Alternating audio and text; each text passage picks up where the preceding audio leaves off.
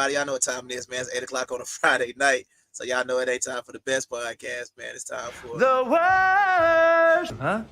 The worst.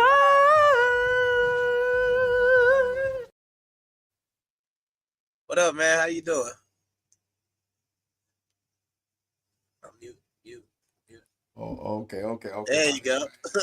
What's up, man? What's happening, man? Another day, another dollar, man. You know, we're in a month of that boy Jason Voorhees, Michael Myers, Charles Lee Ray. Oh, man, it's time to go crazy, bro. We in the month. Freddy Krueger. Yes, sir. It's my month right here. Time to turn up. Well, I hope you ready, but put the ski mask on. Ski mask over my thing in my mouth. Cause we grill. Oh, we finna get crazy. Speaking of that boy Project Pat, we jumping out the gate before we even announced. That boy Project Pat is the pastor. Pull up to the pulpit. Yeah, pull up to the pit. Get that Talking on about your that knee. Jesus. Talking about that Jesus. Came back on the third day. Oh, okay. Project Pat is officially a preacher now. Is his church in Memphis? I would love to go see praise and worship. That's about all I got. I don't know if I would stay for the message, but if he ain't leading praise and worship, I don't want to be there. But okay, that Project Pat is officially. Man. We just That's what's up. Yeah, we just jumped out the gate, man. It just came like that, man. What you know, man? What been going on, man? Oh, man, your phone going numbers and everything. Them folk beating the block down, man. What you been doing? You been dropping that goddamn. Nah, just it's a new experience. You understand what I'm saying? And being married was it was a security blanket. And now that the security blanket is off, I'm out here and I see what y'all have been dealing with. And first of all, I apologize. So marriage in this generation is over with, pretty much. I mean, or just I'm not saying marriage is over for this generation. I'm just saying what's missing. What? I mean, the husbands and wives. That's the problem. Okay. It's we already did the dating pool is what was it? Cesspool. What's the name of that show? Polluted. Yeah. And I was like, whew, good thing I'm married. I don't got to deal with this, but good old Voldemort had to blow that. So you know what I mean? R.C. Cola John and Voldemort, the one who will never be named, had to blow it. So now I'm out here, you know what I mean? Like the Simpsons episode with the fish with the 3 eyes trying to swim through the polluted. Yeah, the polluted mutant water. Yeah. Out of the mutant. But the good thing about it though is, my mentality is a lot better. Maybe the old me might have failed for some of the tricks and stuff like that. But it's just like now it's just what? I'm unmoved. Yeah. Go ahead.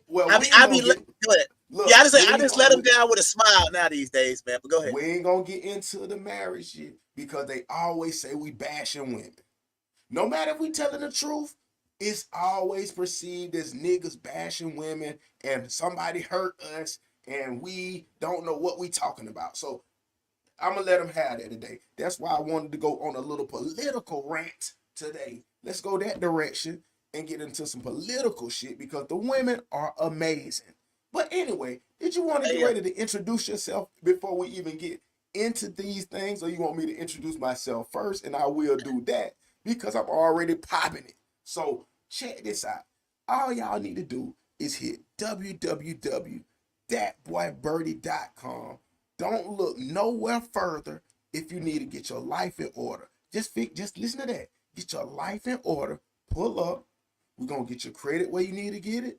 We're going to get you that dream car you want to get. We're going to get you into that home you want to get into. Then we're going to load you up with different credit unions to survive, get you 20, 40, 60, 80. Then venture off and get you some business credit. Come on, man. It's ABC when you know the steps and the blueprint. Come on, man. I don't got to have on a suit and tie to keep it fly, man. Sometimes it's just a regular guy, man. So, let me see what we got here going on. There's so much shit going on. Go to the site. I don't want to give you no presentation. My boy, he may got a better presentation than me, and that's where he gonna introduce himself. Cause boy, to this week we got some serious topics, and I ain't got no time for no jokes. I'm ready to go ahead first. No Diddy. All right. Well, then we gonna get right into it. Then let me introduce myself for the audience. And my man, my brother, Kung Fu Fighting, Kung Fu Hebrew. Ho, ho, ho, ho, ho. Ha! Ho, ho, ho, ho, ho. Ha! It's the motherfucking remix. Ho ho ho. Ho ho ho.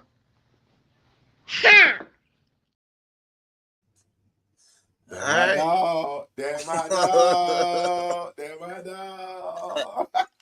Okay. All right. So, you say you ready to come out the gates, man? What we coming out the gates with? Cause you know. Oh man, hey man, it been a lot of shit going on, man. It been a lot of distractions, a lot of shit, man. So we just gonna go in like this. Let my boy, let's put our tinfoil hats on. You know how I like to put the tinfoil hat on every now and then. It's Friday. Okay. It's I'm ready. Friday. Listen, y'all, Yeah. it's Friday. We try to give y'all some knowledge and some flavor. This is not gonna be a whole bunch of gossip about everything, a little bit, but we're finna go on and bless the game. And let's get it. Let's dig. No Diddy, but Diddy, Diddler. Let's dig into this Diddy situation for a little minute. What's your tinfoil Okay. hat, man? Let's see what he's talking about. Mandatory tinfoil hat zone. I've been going back to the guy that shot up the Trump Hotel back in 2018. Hold up, man. Fair use. Fair use. Oh yeah, you scared to death. Go ahead, yeah. They might got that yeah. white, yeah.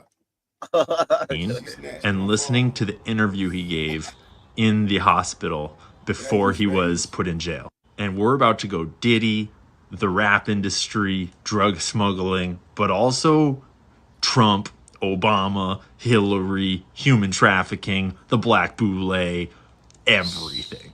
This shit is so wild. And it's going to take multiple videos to parse. Bro, I just want to tell you, this the podcast that don't even play. We don't get to talk about nothing bullshit. Now, let's get straight to it. Yeah, let's go. We're talking about this guy, Jonathan Odie. And way back in 2018, before the Cassie lawsuit, before the Lil Rob. Y'all remember Jonathan Odie, right? We just did the podcast for all our long-time fans. You already seen the podcast, right? When we had Jonathan Odie, he was shooting at Donald Trump or telling them something. He was saying it was at the sex parties and shit, right?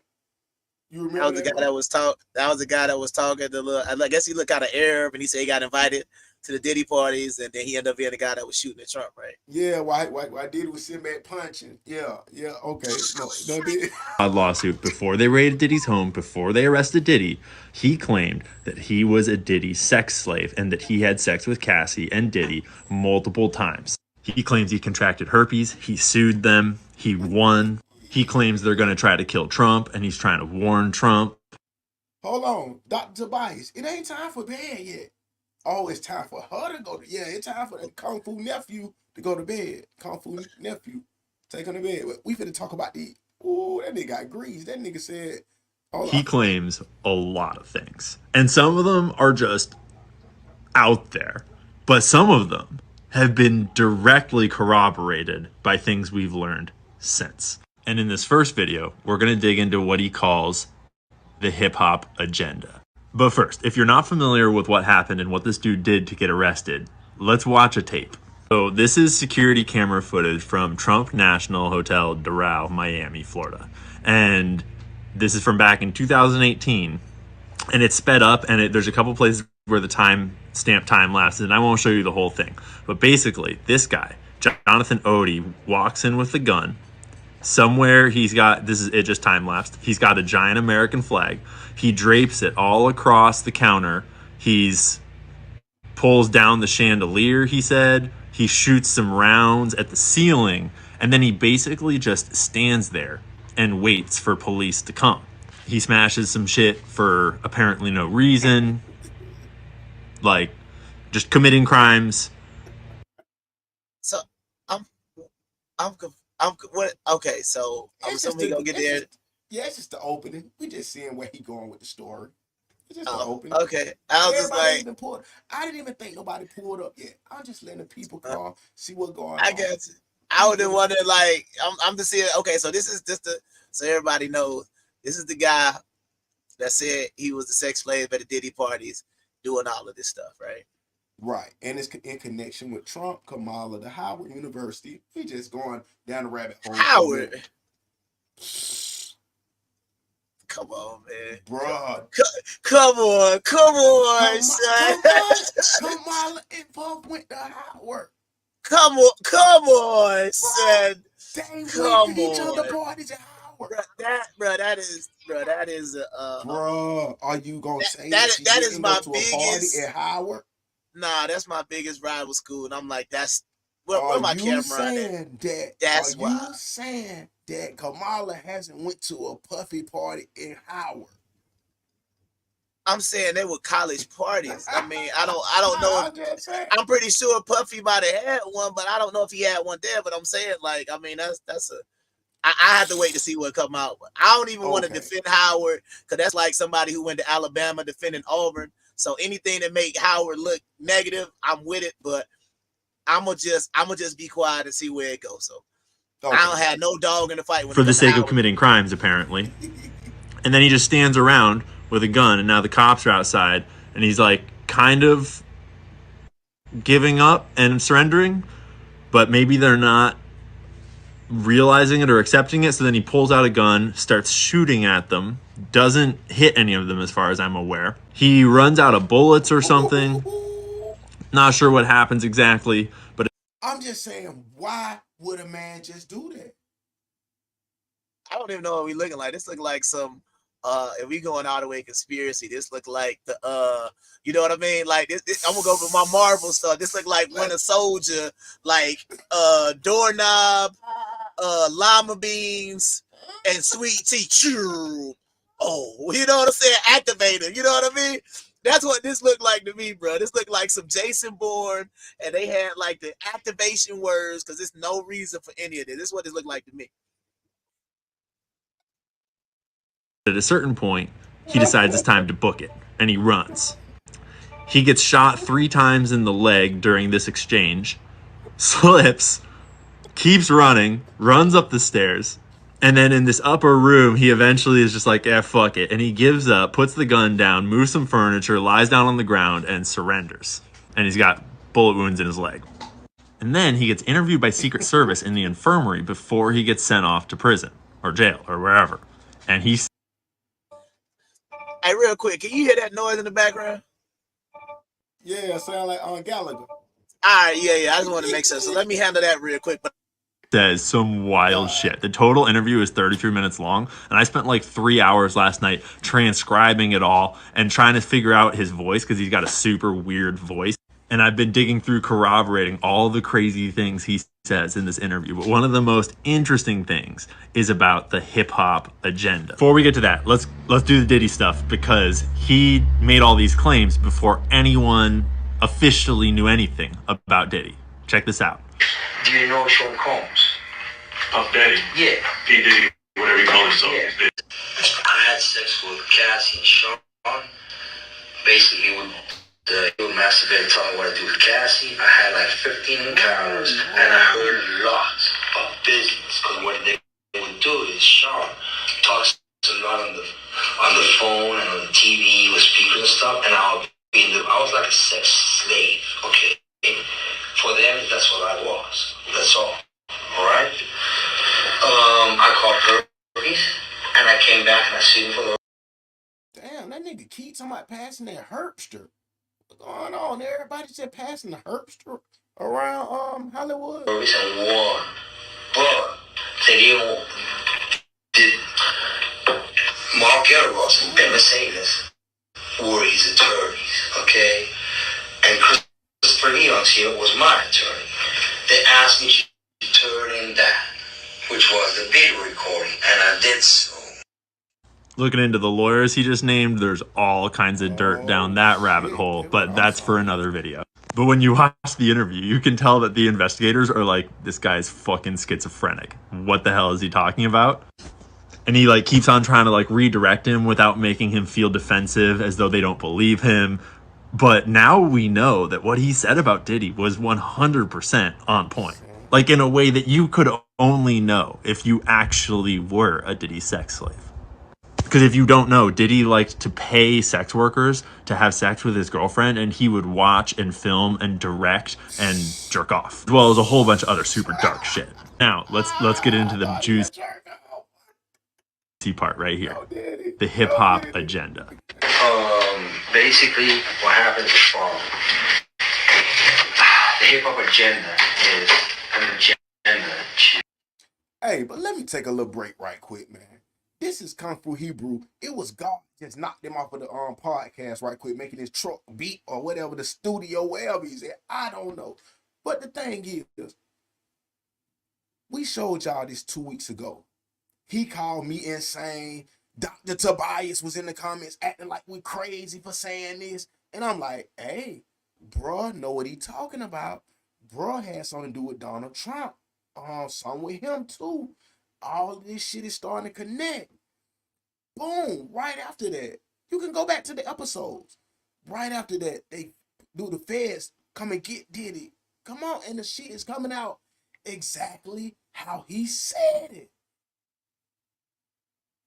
The nigga ain't making up nothing. Everything he said is exactly how he said it. And y'all swore that I was wrong. Let's carry on while he's back. He needs to roll in the United States. They move. You need to involve DEA. They move all the dope. Okay, all the dope on private jets, which don't get screened by customs, by DEA inside the United States. Okay, they move what's called high grade powder MDMA. They move cocaine and they move liquid cocaine. That's what I was waiting on. Liquid cocaine. He told you this years ago. How would he know that, bruh? Oh, it just ain't no shock value no more. The nigga told you the shit in the baby oil. The shit is in the baby oil, bruh. He got That's a hell of a move, though.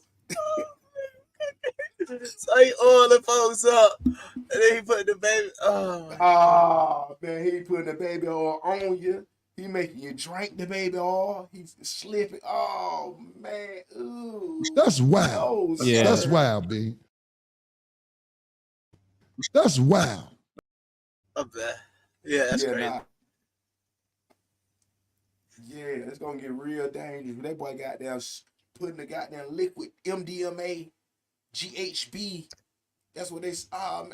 Come on, man. You got a goddamn. Oh man. Hey, by the way, I got a chance to catch this, man. This movie, but we're gonna walk our way into it tonight. We ain't gonna rush into this shit because it's just a smooth Friday night. And the movie tie into Diddy too. The movie tie into the Diddy stuff too. Yes. The movie tie. Oh man, let him talk for a minute, cause we just want everybody who just kick back, put the kids up. It's finna get X-rated and just chill. Yeah, look, see everybody. There you go. Hey, you gonna take the keys real quick, cause you got it. All right. You gonna drive this truck for a little bit. Let's drive for a little second, cause see, people don't want to hear the reality. They want to hear something that's not. Okay, let's just get it started. I got you. In the bottles too. Okay, so they put the liquid cocaine in the bottles and they move it. I seen the liquid cocaine. I've drank it myself, having sex with Diddy and Cassie. Okay, it's not good. He drinks it all the time. All right, he calls it G-Juice, but it's liquid cocaine. All right. How do I know there's a conspiracy against Trump? Because it's in the Illuminati card deck. He should run it. Okay, we're about to go into the Illuminati card deck and all sorts of other things. That's for another video. And yes, we're going to have a disclaimer about the amount of tinfoil required for this in just a second. But first, Sigma Pi Phi, or the Black Boule, is the oldest black fraternity in the United States. And this is its symbol. And it's a real thing. And it used to be kind of a secret society, and now it's like a public fraternity all across the US. And that symbol looks an awful lot. Oh, hey. You don't know nothing about the Boule? You don't know nothing about that little symbol, the Sigma, whatever, that with the LeBron got it on his chest? They don't teach y'all that in the AKAs? What you talking about Sigma? I mean, it was formed 2 years before mine, so. Oh, okay. It's nothing. I mean, when they say it's the Black Boule, I mean, it is what it is. But it's not. It's nothing just dramatic or nothing yet. Okay. No, I'm saying I know what the Sigma Pi Phi is, but I'm just trying to see where they going with it. That's all. Because I want to see how you gonna tie it. It is the. I mean, they say it's the oldest African American one, but it's not considered that way. It's just something to open everybody's mind up. Like I said, everybody wants some bullshit knowledge. We got to give your mind something to grow with right here. Yeah, nobody. Yeah, I'm about to say, but nobody talks about Sigma Pi Phi. It's like one of them things where it's like they don't even give them credit as being the first. It's one of the things where if you look it up, they'll say it, but everybody always or anybody else will say it would be Alpha Phi. Alpha would be first. Okay. Like LeBron's chest tattoo. For starters, the Black Boule deserves a whole other video, as does LeBron James. But y'all remember Juice WRLD, who died suddenly of a heart attack during a police raid on his plane where they found 41 vacuum sealed bags of marijuana? Died of a heart attack during the raid. Kind of weird. He was 21 years old at the time. And there are many instances of people getting caught smuggling drugs on private planes. All of these guys apparently did not have the protection of the rap industry or the Black Boule or whoever. I'm serious, tons of different instances. But it gets even more interesting when you look at what rap. So just to be is are we saying the Boule killed Juice WRLD? Is that what we saying? I mean, I'm just giving the facts. I'm just setting it up for later. For you know what we doing. I'm just setting it up for later. Are you saying that the Boule killed it? Because it looks like you're trying to or this video would try to say that the Black Boule has some part in it because they already showed LeBron James with a tattoo, right? Or the Boule tattoo and things like that. So that also seems like you're saying LeBron James is a member of the Boule as well. Most definitely. Because of his tattoo. Okay. Right. Okay. I mean, it's a secret society. It's not that secret if you know who it is. It's not that secret if you got a big tattoo to private jets. We'll skip to number 2, Diddy, whose plane is renowned for its intercontinental range. But number 1 is Jay-Z, and it was a gift from Bay, meaning probably a tax write-off because they're pretty smart business people. Then you got Drake, who aside from a Russian oligarch, Saudi Prince Al-Walid bin Talal, at least formerly before they confiscated it, whole other Vegas shooting rabbit hole. Drake's plane is one of the 5 largest private jets in the world at the time in 2023. Lil Wayne, Rick Ross, who is mentioned in this interview directly, 50 Cent, and Travis Scott. There's probably more. That's just who was in that one article. And speaking of liquid cocaine, Ciroc vodka and De Leon tequila are mentioned multiple times in the original lawsuit, and they had partnerships directly with Diddy. But it's hard to tell what of this guy's testimony is him knowing things from firsthand knowledge versus him self-admittedly just doing a whole bunch of internet research and piecing things together and deciding to save the world by warning Donald Trump about a plot to kill him by his cousins, all the other presidents, Hillary Clinton and Barack Obama. Yeah, what you think? Hold on, take a break. Yeah. Okay. So my thing is that when is we gonna realize that stuff ain't really as far fetched as it seems? That's interesting to say the least. I mean, but I think it's still what they say. It's the people that just gonna care, the people that's gonna look for change, and the people that don't even know what the fuck going on. That's what I think. You know what I'm saying? So everybody not gonna care or know or want to change nothing. Some people just gonna be content with what it is. All right, so let since you brought it up, let's get back to that Sigma Pi Phi. Okay, or the Boule as you want to call it, right? They say this organization is known as the Boule. Now, we know the Boule has a name, but let's just say it's arguably the oldest, but it's not a collegiate. Alpha Phi, it's the oldest. It's not a college organization, but it could be the oldest African American fraternal organization. But it's supposed to be for professionals and older people. All right, right. Well, let's just see. It was basically founded. Looked like a whole bunch of physicians, black physicians. So it was formed by Robert Abelli, Eugene Henson, Edwin Howard, Algernon Jackson, Henry Minton, and Richard Ward Jr. Now, it said that they only got about 5,000 members, but just for the record, these are well, it's not really a secret because I'm gonna go through some of the notable members, right? So, Arthur Ashe, right? You know who that is, right? Yeah, that's got now on tennis guy. Yep. So then we got Calvin Ball, who was the first African American county executive. Ken Blackwell, who was the Secretary of State for Ohio, Treasurer of Ohio, Mayor of Cincinnati. Ron Brown, United States Secretary of Commerce and Chair of the DNC. Ralph. Yeah, Ron Brown. Okay. Here we go. Ralph Bunche, a UN ambassador and first African American winner of the Nobel Peace Prize. Kenneth Chenault, CEO of American Express. W.E.B. Du Bois, civil rights leader and one of the founders of the NAACP.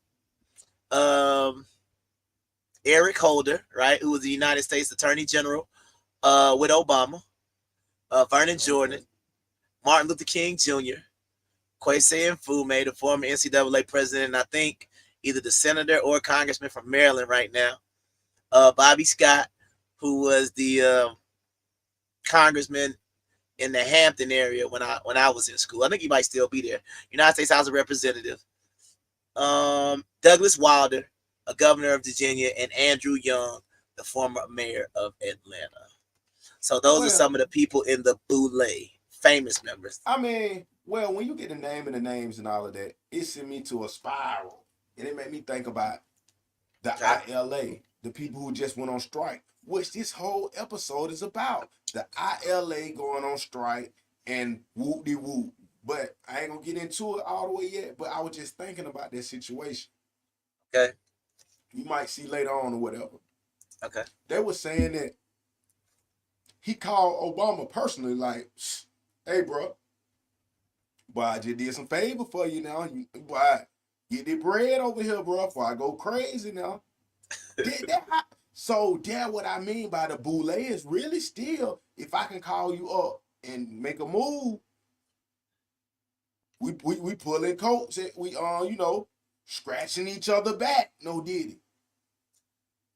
So, see, I got to set it up. So, is the black boule, in your opinion, a black form of Illuminati, or are they all connected? I think it's a subculture. So Illuminati is above them, right? Yeah. Okay. Like Illuminati, then it branched down, and you got the boule. Yeah. Okay. Yeah. The branch is crazy, but you don't want me to present the branches because I can easily present the branches. Yeah. I mean, I can easily present the branches, and we see. You want to go down this rabbit hole? I can't want to go down there. I'm just curious. I know you said LeBron, so has LeBron ever mentioned that he was a member of Sigma Pi Phi, or no? Or are you just looking at the tattoo? No. How about you Google that while you think about all this? I got you. Yeah, let's see. I got you. I'm just saying I didn't know if he had ever publicly said it, but let's see. Is LeBron James a member of Sigma Pi Phi? Let's see. Nah, that's TikTok. Nah, don't worry about it. Here comes everything. We finna go down the rabbit hole out the gate. I didn't want to go here, y'all. Not yet. But we finna just get started, and we might back up off of this, cause. Yeah, I mean it's only TikTok is saying it, but nothing on the internet says it. Okay, cause we getting curious about things. So. Yeah, it's really only giving those older people that are members. It's not really talking about any of the no's, because you would say Jay-Z too, right? Jay-Z, Beyonce, people like that, they in the boule too? Or would you say no? Would you say Diddy is in the boule? Yeah, see, that's what I'm saying. See, none of them. They in some lay. That's what I knew. Okay. Yeah. Hold on. Nah, I'm just curious because I'm just trying to say, like, because I know it's an organization for professionals. I'm just saying, like, I know, like, sometimes they list it, and they listed like some some pretty The prominent thing members, about right? it is, bro, Go ahead. I think at the top of all those, it's gonna be something like that going on. Some real boule-ish. Hold on, they don't even want to send me the. They don't even want to let me get the picture. This shit so dangerous. Hold on. I went to the wrong. They don't even want to let me get the picture of this shit. Hold on. But yeah, hey, look though, nothing is as it seems. That's what you're starting to learn about this shit. Oh, what the? Yeah, I guess my whole point is like, so then now we getting into they have public and private members, but most of the time when you in these organizations, the organization part will be private, but you'll still be you still a public member. Like they got Martin Luther King, he was in that, but he was also in Alpha Fraternity Incorporated as well. So you gotta what you trying to pull up? It won't even send it. This thing so dangerous. Hold on.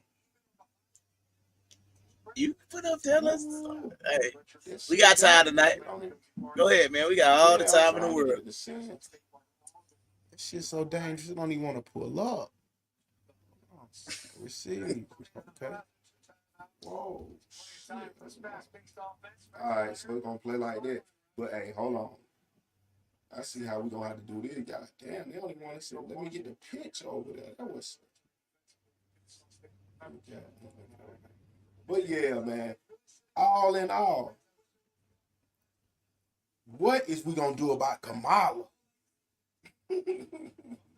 What you mean? Hold on. What you mean? That's the next president. We talking about what's up with that $750 they got going on? What you talking about? $750 for hurricane relief? Yeah. Oh, where the fuck did the picture go? Let's see. How much is hurricane? Man, we can't go down the rabbit hole, bro. They won't even let me. I think it's restricted from YouTube. I'm saying, what are you trying to put up there? What's hurricane? I can't believe it restricted from. Hold on, I can do it like that. Wow. You wanted to get into the demographics of all this shit, what you learning about the boule, and I said I wasn't gonna take it there with you, but then I'm gonna go ahead and take it there with you. Don't worry about it. Nah, it's not that I don't know about to me the boule. I know that's what they call Sigma Pi Phi, but I think it's one of them situations where things get mixed up. That's why I'm just trying to see like where it's going, because I don't think LeBron, even though he got that tattoo, I don't think he's a member. But the only thing you can find about him being a member is TikTok. LeBron it's because of the tattoo. LeBron is the Jewish wizard, bro. LeBron is the Jewish wizard. That nigga got that, right? Just gonna sit back, like I said, but I'm just like the audience tonight. I'm just trying to commentate and make sure we understand where this truck is going. That's all. Okay, but I had to get this shit right. They ain't want me to pull it. I had to go around the globe. But now we got the situation. Damn, I don't know how we gonna zoom. Hold on, let me see. Let's go like this. Okay. Ooh, we ain't gonna be able to do it like that. It ain't gonna give us how we want it to be. Can we zoom? What you got? You got anything? Yeah, you can't even make it full screen.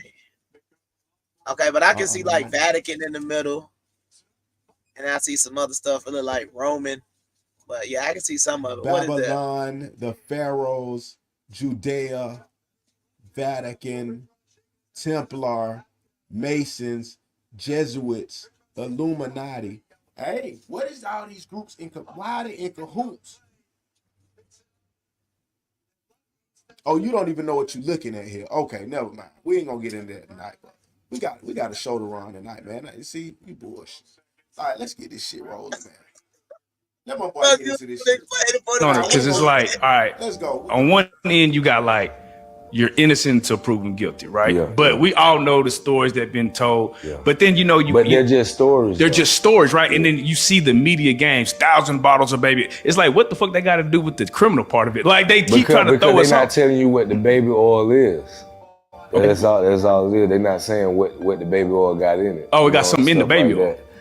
Have you ever seen Blink Twice? Nah. Y'all ain't seen that. Nah. Yet. Have y'all caught that movie Blink Twice? Yeah, since we get into some topping talking, cause we were trying to get the I never pictures, seen can't it. even show. But yeah, this is a new movie. I think it came out this year. Blink Twice. Okay. Y'all go check that out. Y'all check that out. They promoting the video at the same time, so you know the movie, whatever. That's what's up. Okay. Blink Twice. I got it. Go ahead. Yeah. I'm listening. But give me a synopsis real quick. So Blink Twice is the scenario is this is rich man, this rich dude that all the girls like. He take all the girls that win something or whatever on a trip to an island, to his house or whatever, and they go out there and they have fun every night. They get drunk, they have wild parties.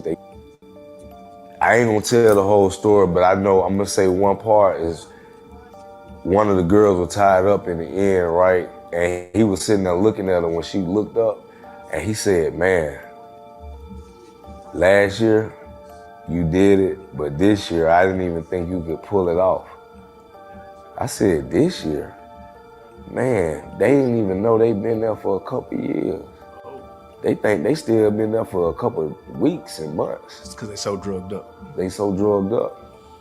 You know what I'm saying? And from what I heard, that the baby oil got some kind of shit in there where they pour it in your drink. That shit make you forget shit.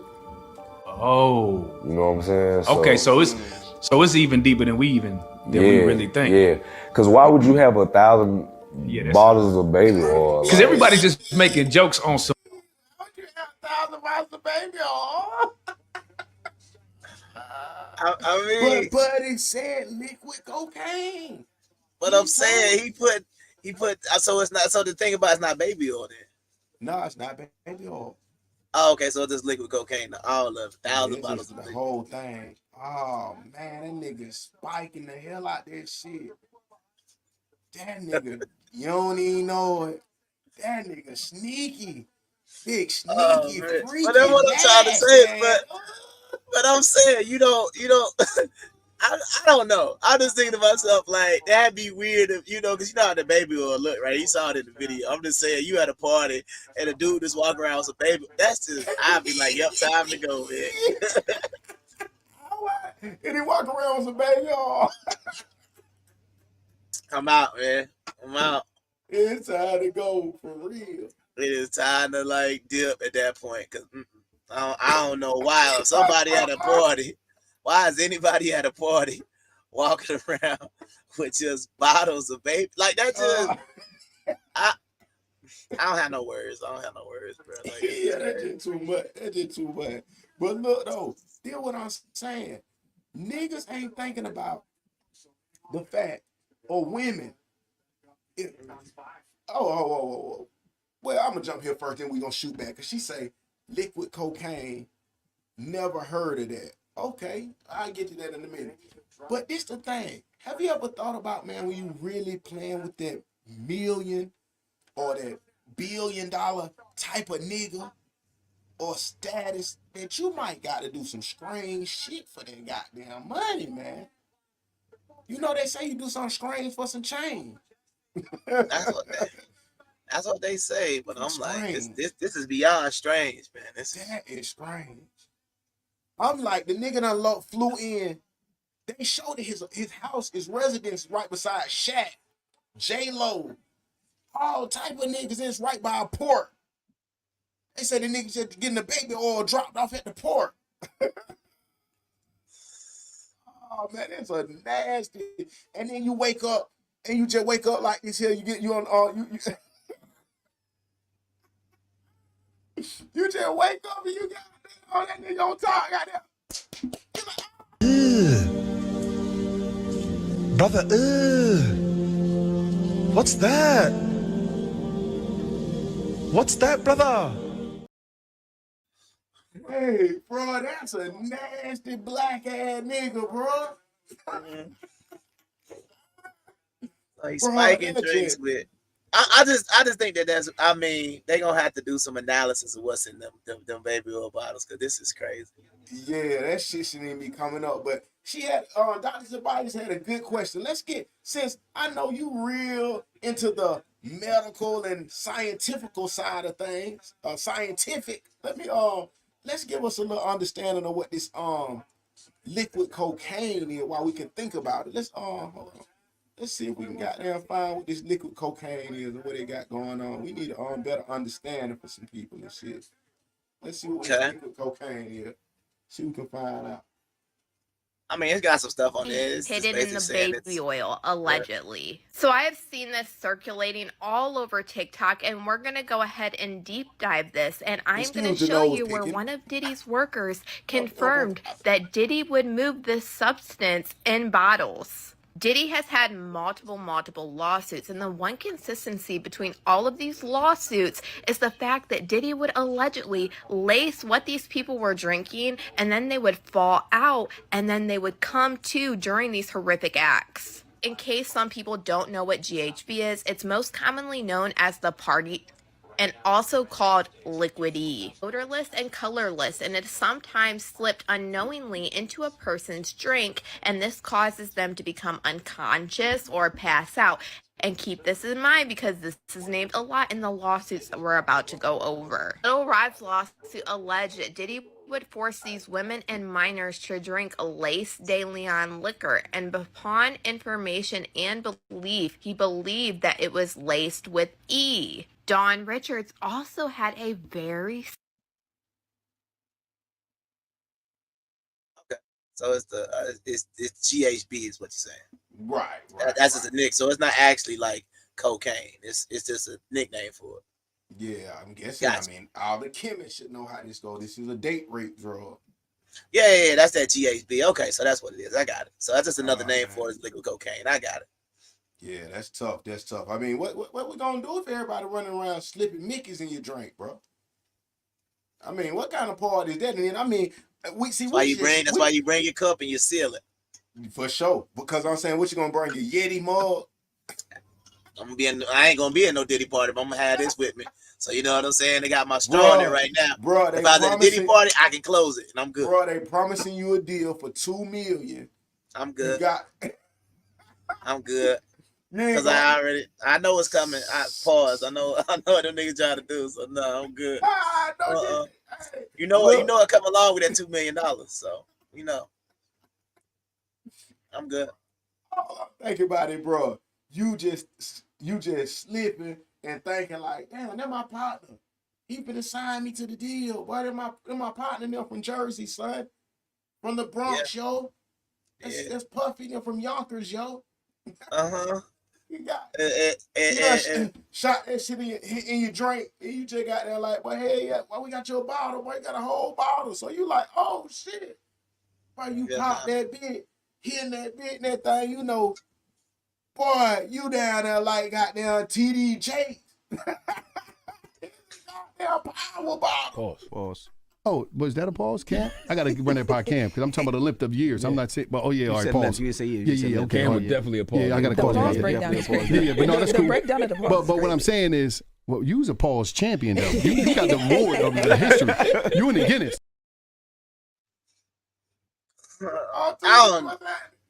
I think you would need to ask somebody else who would be. I think somebody else who would be a lot more desperate to take that. You could get somebody desperate. Damn, man. That you ain't gonna get me niggas took it though. Yeah, that's what I'm saying. You're not gonna get me with $2 million. It sounds good, but I already see what it's gonna take to get through that. Like that Nori video is the one he said, I don't know what's through that door. I don't know if that's the gay door. I don't know if that's the child sacrifice door. Like I said, I just keep uploading to Spotify myself. If people listen, they do. If they don't, they don't. I don't care. Your chastity worth more than that. I'm telling you, boy, that what they call it, the anal integrity.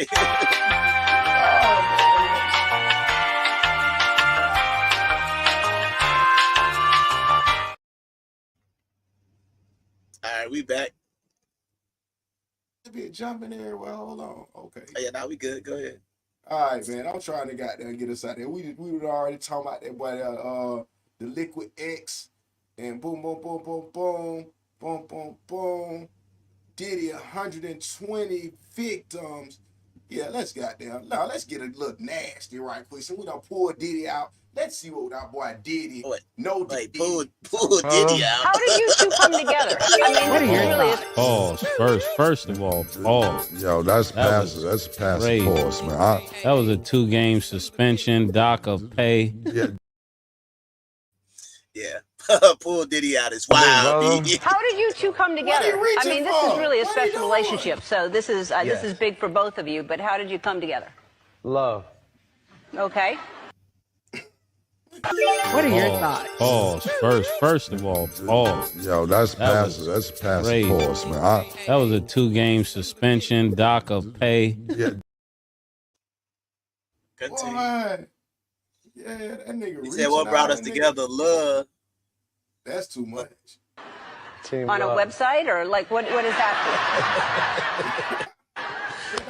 for? Yo, man, check this out. We made it, man. Yeah. All the nights we talked about being on the couch together, we here. Look, right now, being in the present. That's Ellen right there. You did it. You know what I'm saying? Gay. Tell your stories. You done?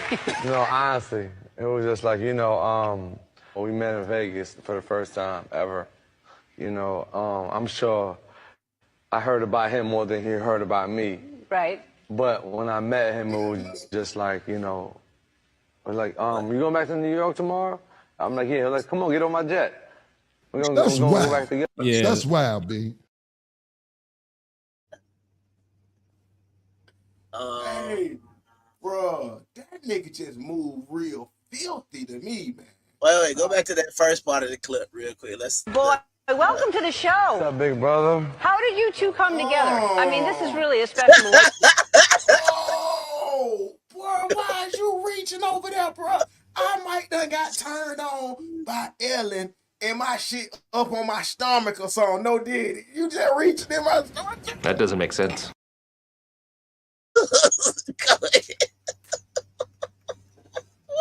You got turned on by Ellen. Wait a minute. What?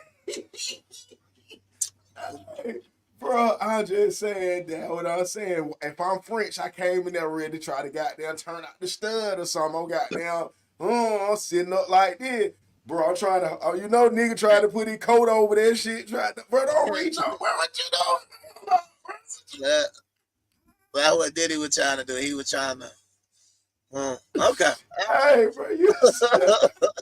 Okay. Because Fresh Montana was up there like this. I played in.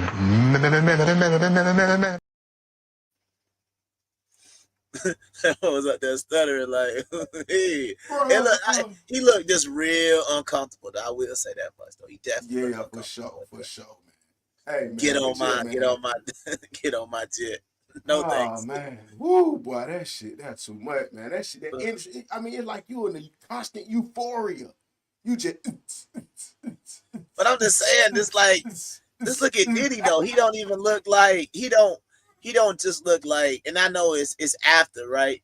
But he just don't look like he just like regular. Like look, he just look he look like somebody that he say like on X or something like that. What up, Swab?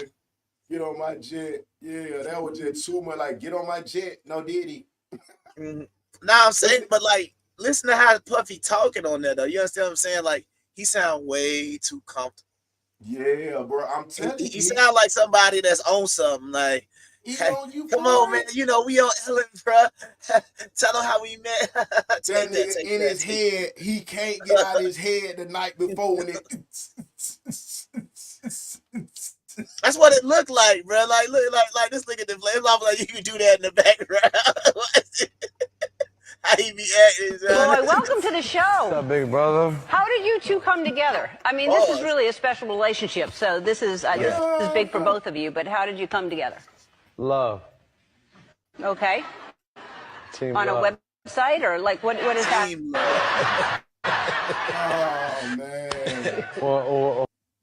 Yeah, because even Ellen was confused. Like, that's not an answer. It's like, hey, but hey, I started that rap group, Love. Yeah, like, love. What you talking about, love? Like Ellen was just like, I was like, I'm doing a show here. Like, what are you saying, love? What does that mean? Team love, and it's like, Damn. I don't know. So you saying Fresh Montana got diddled then? He on the list he's too. a master diddler. Master diddle. Cause he got his own the French branch of the Ciroc in there. You know, he had the French cola, whatever. Oh man. Buddy said he got down, left him. He left, came back, wet, sweating. Man, we don't even want to get it. Bro, we gonna go down the long rabbit hole. Brother, what's that? What's that, brother? Hey, I you be thought telling, we should. well, no, wait, time out. As you be telling me, you be breezing by some of this stuff. You just said he came back wet and then decided to slide on to the next topic. I would be like you. Hold on, let's take our time. Don't just breeze by. He just came back wet. You talking like what we doing? Like we don't even know we heard that. I'm like, wait, what? He did, huh? Hey, I thought we talked about that on the last episode, bro. We be talking about we ain't talk about that. I think we talked about Fresh Montana a while back because I want to say, I don't think maybe about 2 or 3 months ago we had did a show, and I think Fresh Montana had wanted to fight somebody because somebody was trying to say something about him. Wasn't that Fresh Montana? Oh, don't worry. I found the footage, man. I think I found the footage. It was one he was trying to fight somebody. Oh, okay. Yeah, it was something he was trying to fight somebody. Let's see what his partner I'm talking about. Nah, he ain't fighting on this one. Let's see what his partner talking about. Hold on. Let me get down. I'm thinking about somebody else. Y'all don't even want to let me pull this shit up. Hold on. We good. French. We just get to the bottom thing. We supposed to be talking about the other people right quick, but we finna get to this right quick. Let's put this boy French in there. We supposed to be talking about the goddamn. Let it go. You know, did he grope in him? And then they disappeared for like an hour. Diddy came back sweating, and he said, "Hey, we came up with a new rock deal and stuff like that. This is we got French Ciroc now, and that's how it became. You know what I'm saying?" We was on the yacht, right? You know, did he groping him? And then they disappeared for like an hour. Then he came back sweating, and he said, "Hey, we came up with a new Ciroc deal and stuff like that. This is we got a French Ciroc now, and that's how it became. You know what I'm saying? We was on the yacht." Brother, what's that? What's that, brother? For sure. Oh man, let's run through a few little topics. If you didn't add that off the dome and that right quick, I got some controversial topics. Yeah, well now I feel like the kid at home. I study for labor unions. Supply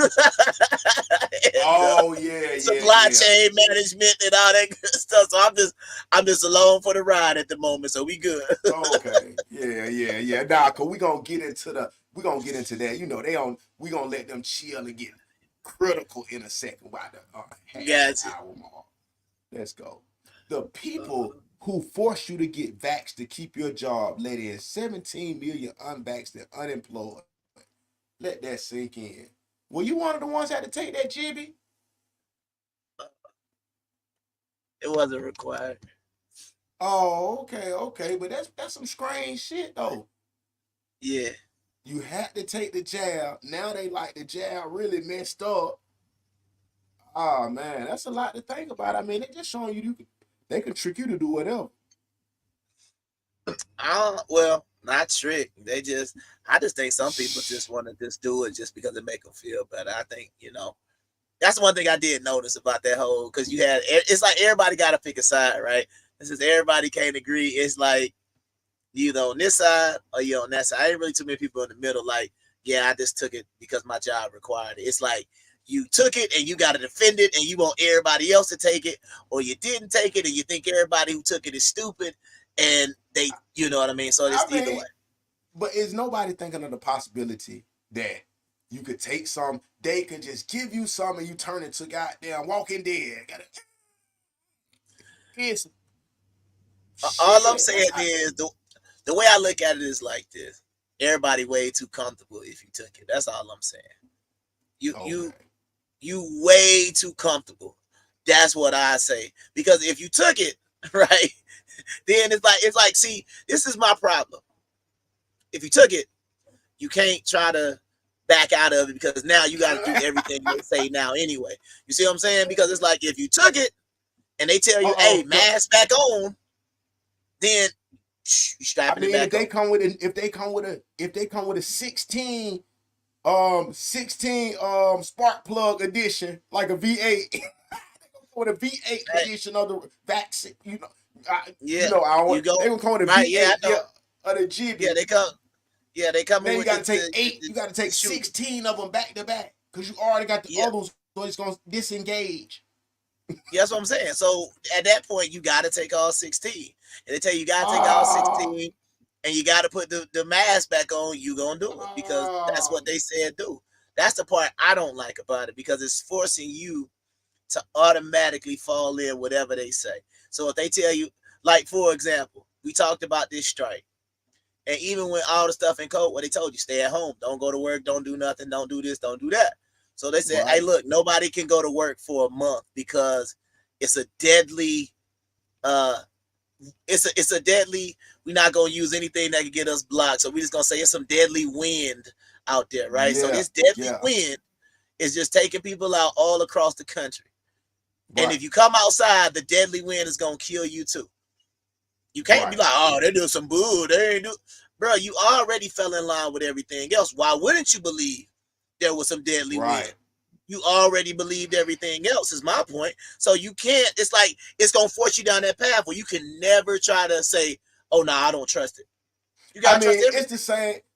Look, it's like I told them. If they could even say, go to the store, everybody, you cannot go to, or you got to go to the store in your drawers.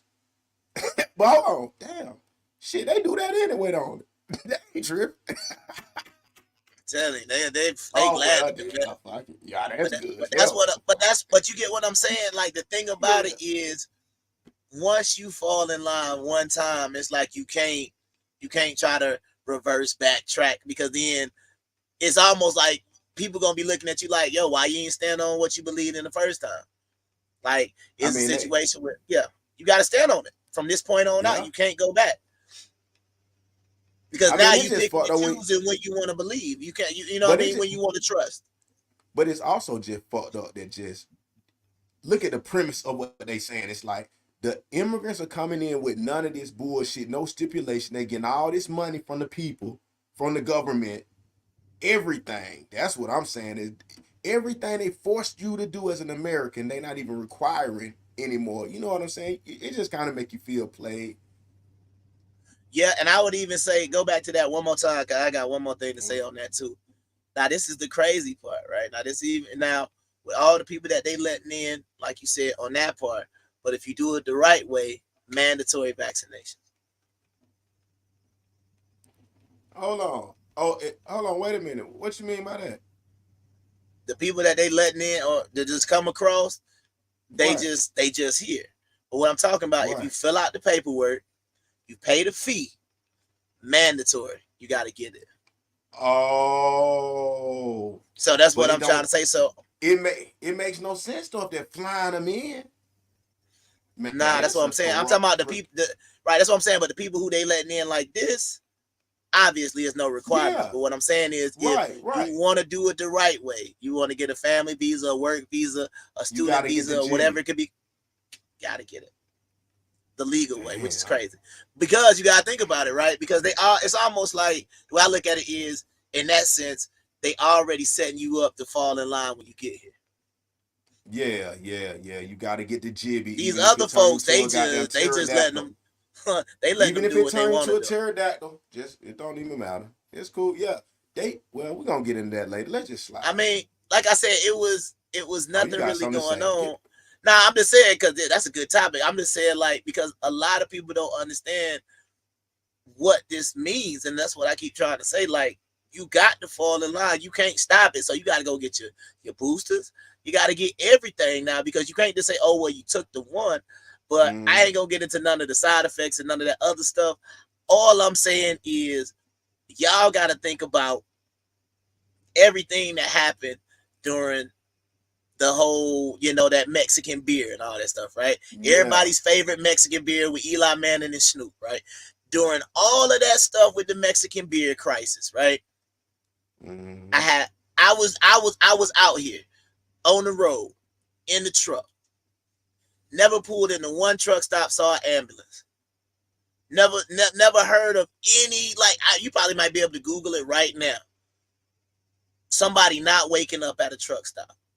So what I'm telling y'all is, if we was the people who was out here the whole time, never stopped down, never shut down, kept moving, made sure y'all had food when y'all got to all that good stuff, right?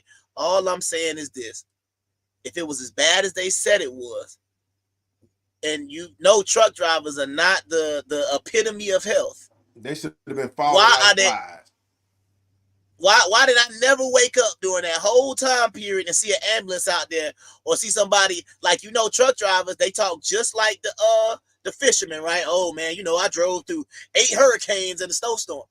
I ain't heard one truck driver yet talk about somebody that got took out. And somebody say, oh, what about that bus driver? And he died in the hospital. But that's what I'm saying. You got to look at when you get to living. This is why I even talk about anything I talk about, because you get to see what people were saying. For example, you get to see what people were saying in 2020 or 2021 when whatever was going on. Even, I don't know the exact year, but whenever the jibby was going on, boom. And you were like, bro, I ain't going to take it because I don't want to see this. Then let's say 2 years later, you start seeing niggas just getting blood clots and you're like, whoa. We are watching it for ourselves. So we're not putting no assumptions in the air. We just saying what's been happening. That's what I'm saying. And then, you know what I mean? I'm just saying, and y'all can speculate on the cause of that. All I'm saying is not even tripped me out, but the camera, I say the wildest thing I saw, just think about all of these athletes. I'm talking about the epitome of health just falling out. Right. Or having heart issues, soccer players falling out. And all they do is run for a living and kick balls. You know what I'm saying? I know this. They falling out. But the 400-pound truck driver hopping into his truck, he good, going and they get him 4 double whoppers and he's straight. I mean, the thing is, if we trust them, we trust them, but we're not gonna trust the Bible. We're gonna turn to everybody manifesting and doing spiritual religion. So it's like, damn, so it's Kamala over to God. That's why they said the celebrities get more praise than God, man. So I think honestly that was another reason, not even a reason, but that was another, to me, nail in the kind of the church coffin, because if you're going to be a believer, if you're going to be a person of faith, then you have to believe God is going to protect you, not anything else. But then everybody wanted to start manipulating God is working with the scientists to make. I'm like, see what I'm saying? Now y'all just making stuff up at this point. You understand what I'm saying? If you believe, you didn't need it. Honestly, you supposed to have God's supposed to be your protection. And so understand what I'm saying? It's like, because science and religion don't necessarily really go together. They can, but they don't really normally rock with each other. So all I'm saying is the religious people, when the churches were holding jab drives, I'm like, yo, this is crazy. Or we closed because we'll get back together. Or we just start doing stuff on. I'm just saying it just looks bad because why believe in this great being in the sky if you just gonna do whatever the people tell you? Understand what I'm saying? Because the Jesus is my healer. Really though? I mean, is he or is he? I'm just saying you gotta either rock with it. You can't be in the middle with it. That's what I'm trying to say. So if you're a believer and you say, "Oh, I got it because I was scared of dying," that's why the Bible say all you need is the faith the size of the mustard seed, because people don't have it. People don't have it, bro. It's obvious. It's obvious. You will have pastors defending that, like, you know, when you go to a church, you got deacons and the motherboard over there masked up. Like, what is this? Like, what's the point of going and screaming and hollering in church about half faith? Oh, we love the Lord. Oh, my God can do anything. Okay, cool. Protect you from that vibe. Well, you know, little faith, man. yeah, Little faith. You know, they had what's your boy name? Dr. Fauci said, you know, we got to take this to survive. So, all right, no faith. So I think that's what killed the church, bro. Yeah, one thing I know that we can go down that rabbit hole, no diddy, forever and ever, because the thing about it is, whatever they push, we going for it. Because I even had an interview. I might have it. I can go search for it in a second, but it was a young lady. She was talking about what if the Diddy shit was like, I mean, whatever the case. It's just like, damn, okay, we know everybody doing whatever. Why is niggas so caught up in destroying the man? It's like the liquor company, like, watch me destroy you and make your own people turn against you. And look what you do. Innocent, guilty before proven, you know what? Whatever they call it. Innocent until proven guilty. And that's not the case, because he guilty. Everybody guilty. But let's move on. Right. Finesse 2 times mother conducts DNA test without his permission and reveals the baby is not his. Come on, man. This nigga been showing that girl off, spending all that money, doing all. Wait. His baby mama. Yeah. Oh, okay. It didn't say baby in there. That's why I was confused. Because at first I was looking at this picture like, this his mama? But no, we good. I thought it was saying his mama was saying that she not his son. That's why it didn't say baby mama in it. That's the only reason why I wanted to make sure. Go ahead. No, it's saying his mother got the child and babysitting her. And we're like, boy, that baby look like goddamn little Tony them son. It look great. Now I'm reading it right. Okay, now I'm reading. His mama did the DNA test and reveals that the baby is not Finesse 2 times.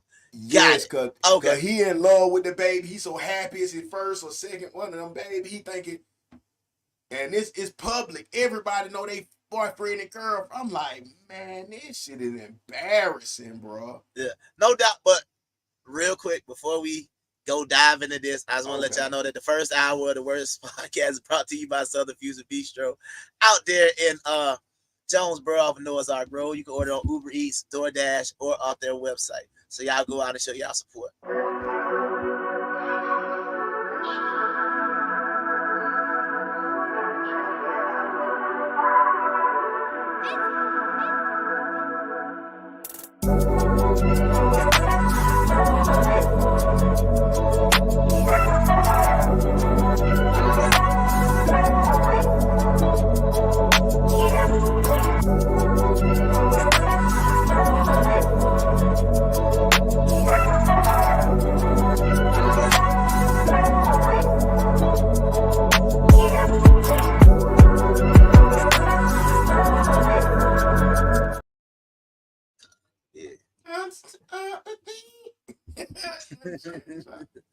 Alright, that's crazy. Niggas going like crazy in all the sports tonight. What's going on? This shit crazy, bro. Yeah, I'm done. Yeah, okay, but yeah, man. Okay, we back on the scene with this shit after y'all done seen that Southern Fusion Bistro, nigga. They got down lamb chops in that bitch with they goddamn teriyaki infused with goddamn buffalo. Oh man, that shit too crazy. But yeah. But check this out. But yeah, man, we just shooting on the thing, man. We just looking at the situation. I didn't want to get all into women today. We just shooting through some topics. That's why I'm saying this is quick hits. Or what? No, not quick hits. The other niggas say, well, it's just some trending topics real quick. But yeah, man, how would it feel? Is that the heart that we looking at? Yeah, most definitely, man. Beautiful titty meat you have there. And sir, sitting up to you, talking to you. Say, come here. Until you take that bra off, because you can tell them things gonna drop. But anyway, go ahead. Atomic drop. Yeah. It's a bad situation. I mean, I'm just saying, like I said, we just been trying to promote positivity and love and black families. Shit, you can't do that when the woman coming home lying about the kids, man. Look, we need a mandatory DNA test, man. Somebody need to protest against that shit, man. Mandatory DNA test, bro. This shit heartbreaking, bro. Yeah, that's then terrible. we got another nigga, bro. You want to read this shit? Yeah, I got you. It said he was busted. Wait, hold on. It said he was busting. Wait, hold on. This is a prime example of feeding the baby. Cause on my soul, I would have thought that was the man, baby. How in the and it They said both he got was the busting sleepy in her. eye. Yeah, he was busting in her for 4 months because he do look like him. Ah, man. It's just, hey, and we ain't gonna dwell too long. It's just too much. We let you know. This is why niggas can't just give women the benefit of the doubt out here no more, bro. And am I wrong to call somebody out for being like, damn, shawty, y'all some dirty ass bitch? Nah, I think. Nah, I'm just saying, like, that's my whole thing, though. I think it's crazy to me, like you say that I don't know. Like I said, it's different for us as men, right? Because it's like this. For example, it's the only way I can explain it. It's like the door to your house, right? See, for us, all we kind of doing is just knocking on the door. You understand what I'm saying? But the woman, you actually opening the door and letting somebody into your house. And my question is, how in the world can some of y'all act surprised, shocked, or anything in between about these children, the paternity of these children? Like y'all have no idea who y'all was letting in y'all house. Right. This whole situation, anytime like Paternity Court is one of my favorite shows, but I'm still be like, yo, this is crazy. When I hear people like, I don't know who my father. I'm like, Shawty, you don't have no track. You know, it's almost like we used to go to Six Flags, used to get a little stamp. You know what I'm saying? And used to put it on the little UV light or something like that. Like, oh yeah, come back in. Yeah. It's like, Shawty, you don't have no stamp to say, okay, yeah, when you hit this, here you go, put the little stamp on it. So later on, when you come back, put your hand on the UV light to see if I let you hit me. I mean, come on, bro. This is crazy. Why you can't. That's just all, man. You can't get nobody benefit of the doubt because people lie. I'm just saying. Imagine a 17, 18-year-old young man, nigga, telling all type of lies, man. If you got a sister, you know she'll tell a million lies. You gotta watch these podcasts, see how people do it now, man. So you know, it's just an eye opener because I know I was raised, and this what the thing about it is though. What they be saying when you raised by women. They gonna make you think women telling the truth. Oh, boy, them girls, them good girls, everything good. You know what I'm saying? That's gonna be the way they're gonna present this play. You know what I'm saying? That's why they make the good boys open the door for the women, open the door for her, open the door for your mama. Are you dead? Yeah, but see, look, this it's the simplest way. The simplest way. See, I had to show you the way we can have this conversation without bashing. The main reason why this is so dangerous is because you could kill your own child for trying to keep a lie up, because paternity is very important anytime it comes to something medical. It could be a blood, it could be bone marrow, it could be anything like that. And I know doctors are going to test before that. But what I'm saying is you are putting your child at risk if he needs a donor or something like that. And it's not, he can normally get it from the father or whoever, and you have no idea who that person is. Yeah, they can find somebody with the same blood type or whatever, but if you aren't doing nothing trifling, you can just go straight to the father, and he could be able to get whatever, more than likely sometimes whatever type of blood or marrow or whatever he might need to actually survive. So I think a lot of times you need to take that into account when you out here doing some stuff when you pregnant or before you get it. But the thing is, bro, what happened when you get it in your mind? I don't know if you ever gotten that in your mind like this before, but I have. But you get in your mind like, I'm gonna go to the grave with this. What happens when that happens? Every woman is not just a tell-all. You gotta hear wait till some women, read some books from women like biographies, and they be like, when they like 60. That's what I mean. I suggest men, I wish I had the names of these books. Read some tell-all books for some women at 60, like, yeah, I goddamn was sleeping with 795,000 men every night. It was something. I'm like, you be like, oh my fuck. You be like, I lied to my baby dad. I had 17 men that month. And I'm like, oh my. Bro, it gets serious though, bro. It just, nobody is thinking of this because everybody just chilling like, oh, that's my.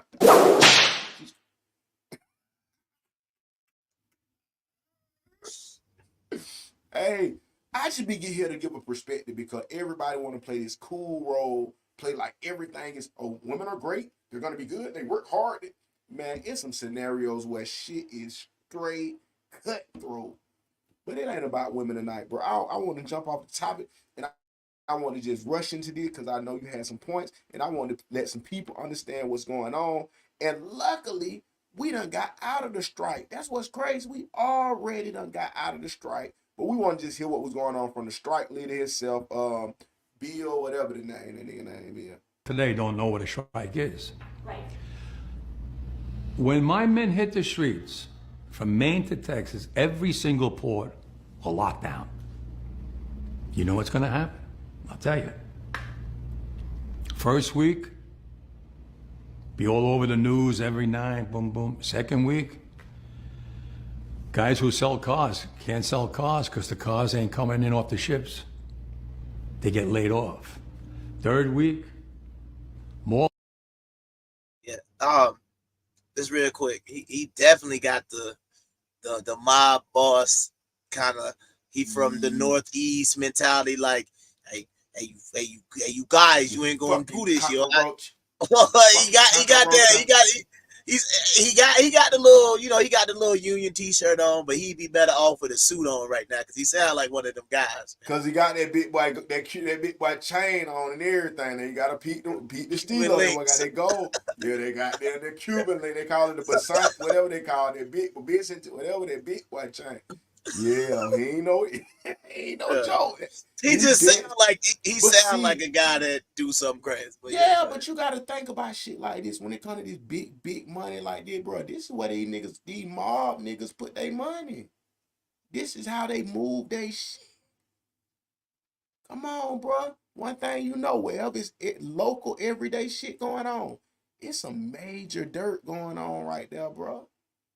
Come on, but see. This is what niggas that don't know nothing about this shit is thinking. They just looking at it's food.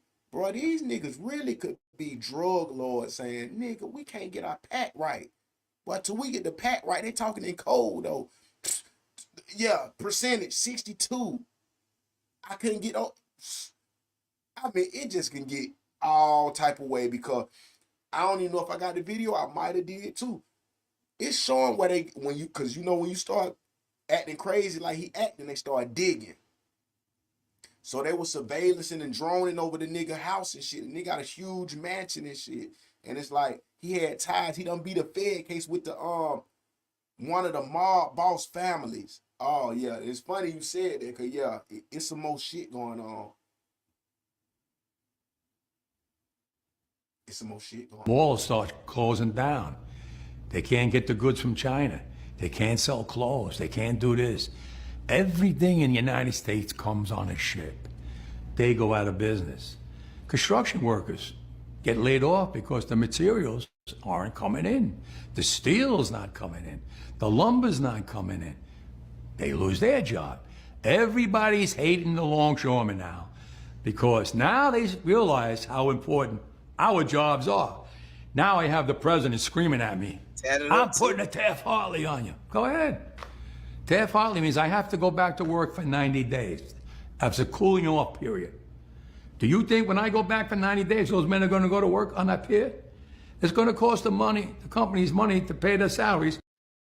Hold on, my boy giving you a little regular version, bro. I like to hear this uncut shit. Let me see if I got the uncut version, because it'll get crazy.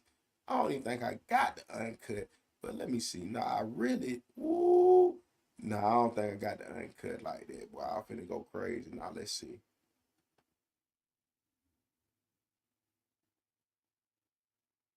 Right now, this inflation, which, by the way, was brought to us by Kamala Harris, has really slowed down people from being able to excel. By Kamala? Yeah. Wait a minute. See, there it is. As soon as you mentioned them, man. So, as soon as you mentioned Kamala, there you go, man. Low air. Low air alert. So, at that point, man, y'all know y'all, boy. We gotta bring your boy on the screen real quick, man. So, y'all need to go ahead and like, share, and get these likes up, man. Let's go.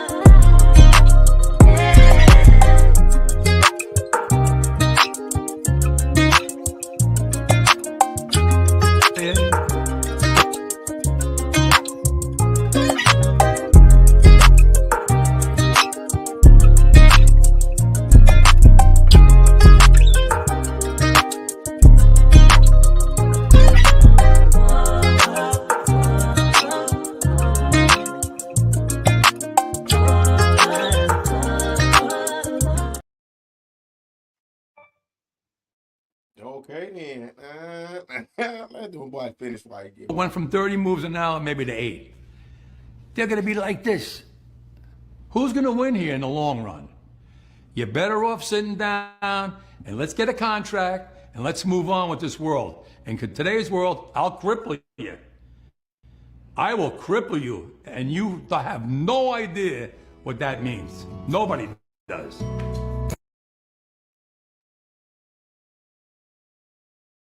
Oh, let me get that. Okay. Well, yeah, man. Well, all I know is, like I said, the niggas end up getting a 62, what it is, a 62% situation increase. So now the niggas went from making $37 an hour to $62 an hour. So that's how they rocking. That's what they got going on. And now you can't tell them shit. Hold on. Yeah. Like I said, when you put old boy up on the screen, it just boom. Like they keep you know, they got the thing going on with the truck tonight, man. As soon as we get to something deep, it's like, gotta make his airline. Oh yeah. Gotta make the air pressure drop real quick. Let me go see if I can get you know this how that down go. real Hold quick. on. All right, hold on. Oh, I went to the wrong shit. Hold on. Yeah, that nigga done got gone, y'all. We finna goddamn turn this motherfucker out, man. We finna get X-rated in this bitch. Turn this shit. Hold on. Nah, no X-rated. They gonna boot me off of here. Hold on. Let me see what we got going on. She gonna add the overlay. All right, yeah, we loading that thing. Let me remove this bit. Move.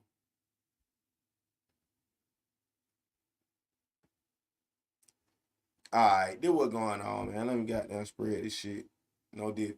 But yeah, man, dock workers, man, wages went up 62% over what, a 6-year contract? That's what's happening. I know some of y'all don't know nothing about contracts, nobody know about nothing. But check this out. This shit something you need to be knowing. Y'all looking for these rich niggas and niggas with the bag. These is some of the niggas, dock workers. ILA. Goddamn, what it is, the ILA, the whatever that shit is. $39 an hour. And now that shit went up to $63 an hour. Boy, that's a good paycheck now. But they say the niggas got to get up on the top of the things in the winter. You got to slide across the ice. Shit, I'm talking about climbing all the way up top of that shit. Then you got in the summer, it's 95 degrees. You all in the top of that shit. Come on, burning and smoking, your hair on fire like Michael Jackson. Come on, man. It's serious. You got to work for that money, though. Some niggas just ain't going to work for that money like that. So, but yeah, but the real thing, man, let me get serious, man. I've been trying to get y'all some clips of shit, because we're going to get to the nitty-gritty of this shit, but real shit. If y'all been paying attention, a lot of this got to do with the automation game. And that's the robots, the AI taking over all the ports, the AIs. They not really need no workers like that. But, like my boy said, that Buddy look like he with the mob. So, you know, some little ties like, hold on, bro. It gonna be some goddamn slow singing and flower bringing now. If my burglar alarm start ringing, you feel? A lot of shit going on that they like, okay, we can't just pull out like that down. These niggas bucking. Goddamn, we almost had these niggas. Right during the election. You know what I'm saying? So it's a lot of shit going on behind the scene, man. I can get deep into it, no diddy. But it just, you already got to pay attention to everything that's going on. Piece by piece by piece. P. Diddy connected with Kamala Harris at Howard University. Not to mention Puff Daddy or Diddy or Love, whatever that nigga name. Love is connected to Mayor Eric Adams, who is also facing a Fed charge. Come on, man. Get with me now. Keep up with me now. But then again, Eric Adams, don't fuck with Kamala. He ain't even pull up to the DNC or nothing that she got going on. And he I think the nigga Democratic, ain't Democrat. Come on, man. Like I'm saying, if these ain't the conversations you and your mate having, you really with the wrong mate. Unless y'all just laying back and just living life for what it is. You don't care if we have an apocalypse. You just gonna lay in the bed and just let niggas come take your shit. If we have a drought, you just gonna still be looking for work. Everybody gonna be done evacuated. You still gonna be waiting on the temp server to call. Bro, y'all got to just tighten up. I ain't want to get into the preacher lecture mode tonight. I try not to say that on this podcast. I go crazy on that boy Birdie the plug. And I done learned how to AI. Boy, shout out to my newest members on my media team. That boy Dirk Diggler and my luxurious host, voluptuous Amanda Hugginkiss.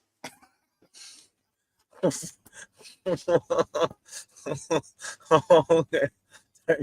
Those are new co-hosts on your show, huh?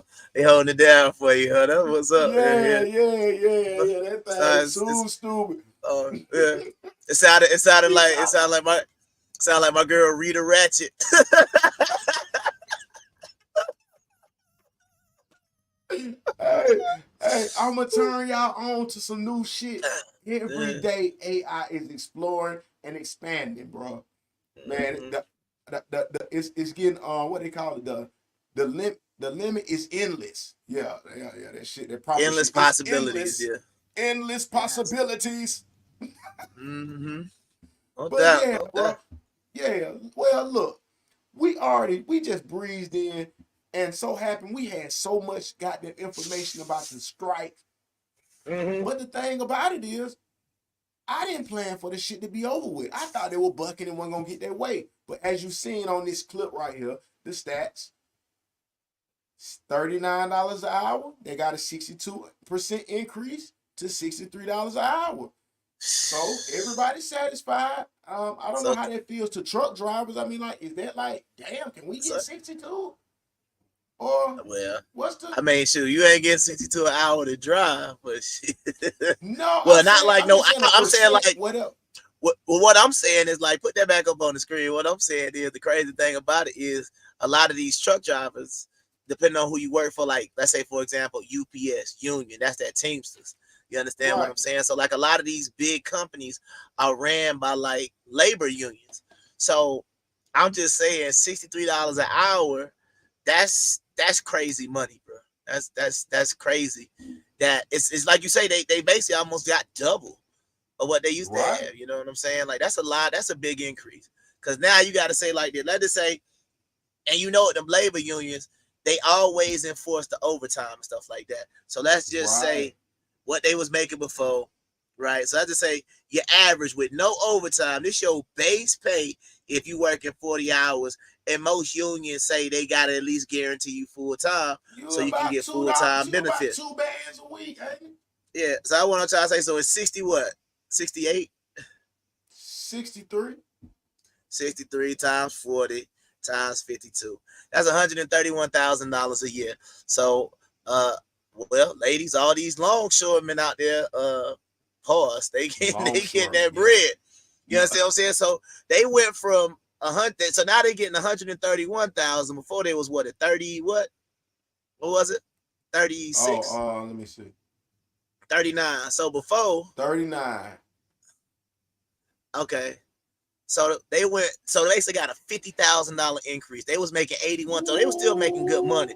So they went from 81,000 to 131,000 in one dispute. But now the question is, and what people need to, and what these folks should be thinking about, since you want to get political.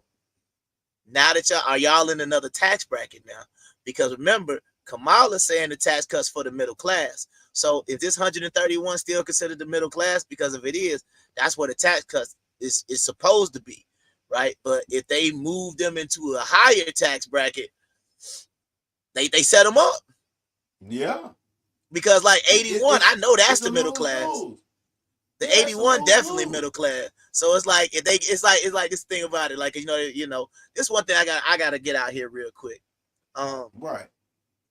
When y'all see these political commercials, and since we go on political night, I done had stuff I've been trying to get out. I'm gonna talk about it next week. I'm gonna tell you about something else I'm doing. But ladies and gentlemen of the jury, y'all have to stop being stupid. When they talk about we want the rich to pay their fair share, I keep asking the question. It's just like, you know how they say you're broke without saying you're broke. when you happy that you hearing that rich people pay a lot of taxes, you sound real corny. Because let me explain something to you. Who cares about how much taxes they pay? You understand what I'm saying? When y'all be worried about y'all fair share, y'all not worried about y'all fair share when y'all claiming them kids that ain't yours and you trying to get back 30 bands every spring. So why in the world are you concerned about somebody? Because this thing about it, you got to think about it. You're mad at people all the people who give the jobs. You're mad and you want the people who give you jobs to pay more in taxes. Not pay you more, but you want them to pay more to the government and that money's not coming back to you. I get it if they was like, hey, we either gonna tax you or you give your employees a wage increase. Now we talking. But y'all just happy that quote unquote rich people are gonna pay, they not gonna pay no more taxes. Because the bottom line is, why you think Steph Curry got you think he really care about the kids like that? He might. But they got all these tax shelters. The money going to Ukraine, Taiwan. Bro, but that's what I'm trying to say. It's not coming back to you. Y'all make it seem like they're going to tax the rich and say, oh, we took $1 trillion from the top 1%. And here you go, poor people. It's not going to happen like that. They're going to take that $1 trillion and go buy more bombs, give it away to more countries. Because y'all got to think about this. Just think about something real quick. Why do you think that American passport can go to any country in the world? But to come here, you got to have a visa. Why do you think our passport is the key to the entire world? Because everybody's on the payroll.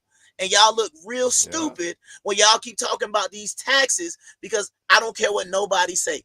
Remember, if you're an American like I am, we fought a war because they allegedly wanted to tax tea.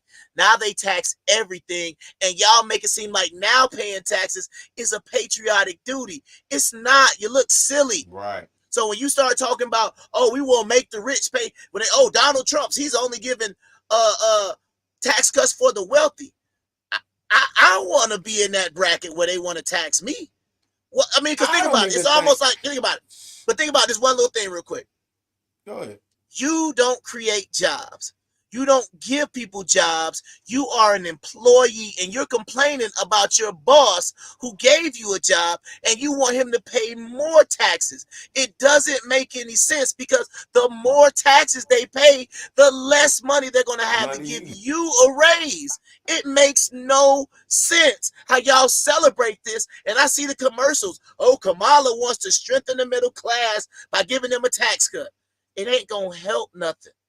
You understand what it's not going to help, period. Because all that money they might potentially try to take from the rich, it ain't going to work.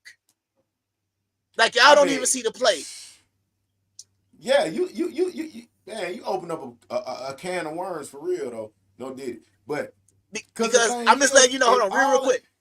Go ahead. No, I just got one more thing that a lot of people might not know, because a lot of y'all don't have no businesses. That's the reason why I know y'all ain't about to, what I'm about to talk about, a lot of y'all cats ain't gonna know about.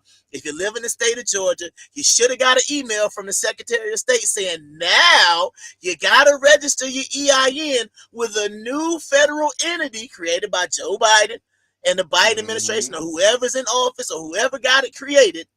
You got to register your EIN, because now they're worried about money laundering and sex trafficking. So you got to register your EIN with the federal government now. Because let me tell you why. They're not paying attention to.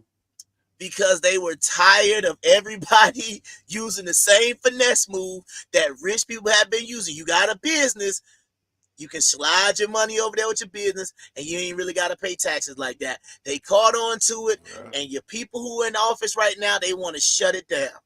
So anybody out there that is excited about the rich being taxed tells me two things. You don't have no money, so you got to stop talking like you do. Because if you did, you'd be like, nah, why they want to tax me? And then number two is you're stupid, because you keep believing that taxing people is gonna what they call it, the wage gap or the income inequality and all that. It's not gonna change through taxes. So if you're not starting no business, if you just want to be a worker, but you mad, it's like this. You want to be a truck driver, but you want to drive for somebody. You don't want to put nobody in a truck and have them drive for you. You want to drive for somebody who got the truck. But you mad at the person who put you in a truck and say, oh yeah, bro, I know you out here get money, but they need to take some more money from you. And then you get mad when you be like, dang, I can't get a raise. Nah, bro, you voted. So now they taking, regardless of what my prophecy is, 50%. Y'all missed the capital gains taxes that they threw out there. Any of your investments, like any way you want to try to get ahead, get out the rat race, as they call it, they is taxing you. And the sad part about it is you dummies are going for it like it's a great thing, and it makes no sense, period. The only thing I like that Kamala Harris said was that $50,000 tax credit, allegedly, for small business. If she do that, hey, she might get it. But if she don't do that business credit, she out of there, because that tax cut is garbage. Well, I mean, you went on a good rant, but it's like three opus. Yeah, for sure. Because it's like three angles I want to come with it after what you saying, because first of all,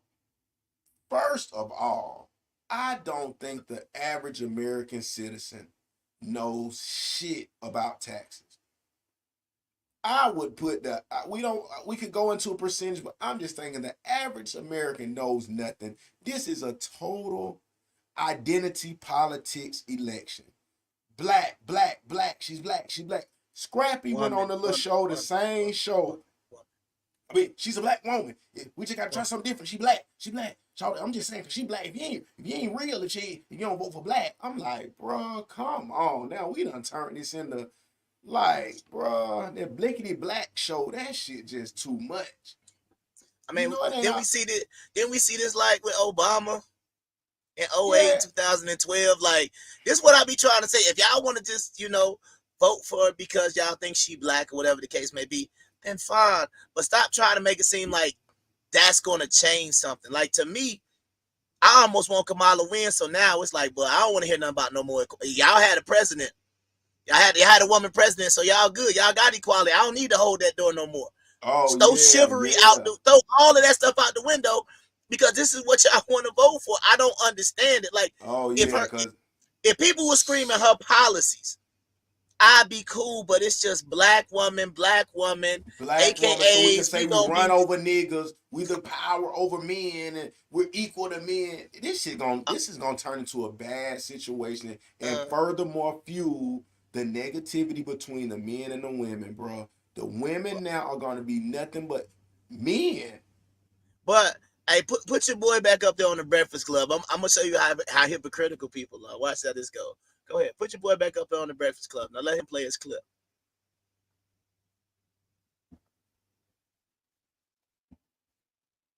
You got it. Joe Biden wanted to do his American Rescue Plan. Kamala Harris was the tie-breaking vote in the United States Senate. She broke the tie that started this inflation that has hurt so many people in our country. Everybody listening to your show, it's not true? First of all, you sure you want to go there? Tie-breaking. See, and I'm gonna let them go on and all that, but this is the thing we got to get out of as women on the panels and stuff. You got to stop putting your emotions in it. When the man telling a fact and with receipts, she was the tie-breaking vote, bro. She was the tie-breaking vote, and this is the thing that a lot of people don't know. The American Rescue Plan is what's got us all of that unemployment money, all of that PPP and all that. It wasn't necessarily just Trump. You know what I'm saying? So that's where a lot of confusion comes. But what we aren't putting into perspective is that when they unleashed all this money, the results was that they knew niggas like him, he gonna get into it, I think, they was on the budget committee. So you can't just go, we can't talk about niggas who just talking. You got to be in there, there's people that's touching that money. You know what I'm saying? And he's seeing that, he like, oh, they like, bro, if we do this, if we give everybody $50,000 a month, bro, it's going to be too much demand, and it's going to throw this shit off what we in right now, and it's going to cause inflation. But I'll let him talk a little bit. You sure you want to go there? Go outside, Congressman, when you go outside. You sure in you your want to go there? district, But my other point was, get your feelings out of it, ladies. This is our life and our children and our children life. This cannot be just like, shit, I want a girl up there can twerk shit. Like, bro, this shit is serious business, man. I'm gonna let them cook for a minute, though. Okay, let's go there. you had it You pretty got well. notes. You got notes, Angela, right? That's fine. I have notes I'm too. gonna give it. I'm gonna The give it to biggest note Charlamagne. I have today I'm gonna give it to is Charlamagne. that on I don't every even want to hold question it I've asked, because Angela, for hold on every now. Go ahead. for every infrastructure project in your community, You can go to should third go page, out just the and highlighted thank portion. Joe Biden and Kamala Harris and the Congress that voted for the American Rescue Plan. Angela, That's what should be happening. Larry Summers wrote an op-ed back in 2021. Larry Summers was the Treasury Secretary for Bill Clinton. He was an economic advisor to Barack Obama. He said that the American Rescue Plan that Joe Biden wanted, that Kamala Harris was the tie-breaking vote in the United States Senate, would create a massive inflation that we have not seen in a generation. Well, guess what? Larry Summers was correct. You know who also was correct, Angela? I was, because I was in the budget committee when they brought the bill. And I said in that committee, it's going to cause massive inflation. That's what happened. So the problem we have in our economy today is that prices have gone up massively. Wages adjust. I mean, let me say this when I mention feelings. So when it comes to life and the society and economy, are we going to be businessmen and women, or are we going to be like emotional and victims? The victim. That's what we're gonna do. I agree. For inflation is down. People's pocketbooks are hurting, but we have a presidential election in 40 days. So, and I'm gonna ask Envy this question. Envy, you're in the housing business as well. I know because I listen to the show. Interviewed. No, I'm just asking them a question. Chill, Angela. So I listen to the show. I know you do a lot of business in housing. Would you hire somebody that broke up stuff in one of your houses to fix the other houses? No. Exactly. She broke the economy. I mean, that's not true, but I'll let them rock with it. That's politics. I mean, it's multiple. Well, I mean, because the thing about it is, it's like, I get it. It's politics, right? So it sounds good to blame Kamala for it because she was in quotation marks the tie-breaking vote, but there was still a tie, which means it was multiple people that even had to get there to even get a tie. You see what I'm saying? The vice president ain't never really even supposed to really touch none of this stuff. No way. She's the tie-breaking vote when they can't figure it out. But the thing is, what's scary even on top of that is that she holds the record for tie-breaking votes. She had 33, and next see, that's what I'm trying to. Right, but that's what I'm saying. But the fact that she's even been involved that much is weird because it's not really ever supposed to go like that with a vice president. But this is my point. If Joe, and this is the thing now that everybody has to switch off, even what Trump is doing, because Kamala is running, she has to be the one to blame. Because if Joe Biden was still running you understand what I'm saying? They wouldn't even mention Kamala Harris. They would say Joe Biden broke the economy. You see what I'm saying? So it's the fact that she's running. They have to switch it and make everything her fault from the second position. Yeah, when you run it, everything on your back. And that's just what I'm saying. So that's all I'm saying. So I get what he's saying, and it's politics, right? But what I am saying is, y'all got to also understand that what he's trying to, in quotation marks, blame her for the tie-breaking vote. It's almost like, okay, like for example, you might what he's saying is that she shouldn't have did it. She should have had the brains to say, no, this plan would not work. But she has never started a business. She don't run a business. But what I'm saying in politics, I guarantee you more than likely the vote was all the Republicans on one side. So like it's like, let's say if there are 50 Republicans and 50 Democrats, they all towing the party line. So ain't nobody really even thinking about what it is. They just gonna really basically go with whatever team they got, and that's just what it is. Now, so that's all I'm saying. Now I agree with this, Dr. Bias. We all know, but it's just for the sake of the argument. But honestly, no, I get it. They are saying because I got so many pictures on my other pages where they shaking hands and dapping. They're like, look at these comments. Right. But this is how it goes, right? See, but check this out though, right? See, this is my point though, right? Yeah. Because it's politics, this is how it's gonna go. everybody before Joe Biden dropped out the race was saying, well, Joe Biden ain't running the country anyway. It's really Kamala. So Joe Biden hasn't even really done anything. They wanted to put everything on Kamala because they wanted to make Joe Biden look incompetent, right? So they wanted to say, oh, he hasn't been running because he can't even barely tie his shoes. So it had to be Kamala doing all of this. So they wanted to make him look incompetent. But now that she's, go ahead. Let me ask you, because you just going down a spiral, or you really spiraling out, or is you? Because I'm asked this: are you an advocate for Kamala or something? No, I'm just an advocate for people not being stupid when it comes to politics. Curious. No, I'm not an advocate for Kamala. I just know how politics work because all of these people you putting on the screen, I've met a lot of these people. Candace Owens, Brandon Tatum, all of them. I've met all these conservative people. I used to be over there. I went to the White House in 2018. So you don't like conservatives? You don't like the conservatives no more? You're not conservative? My views haven't changed, but they are just with the nonsense now. That's the problem. They just, because once again, it's like, for example, if you're going to tell me that these are the only options that we got, and everybody's okay with the options, and y'all with the nonsense, you understand what I'm saying? Like, they're going to go, like, this whole thing about it doesn't matter what it is. It's like, for example, if you don't want Trump right now, right, then you got to get on all the gay stuff. You got to get with the gay stuff now because you don't want Trump.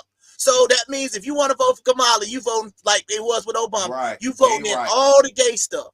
You understand what I'm saying?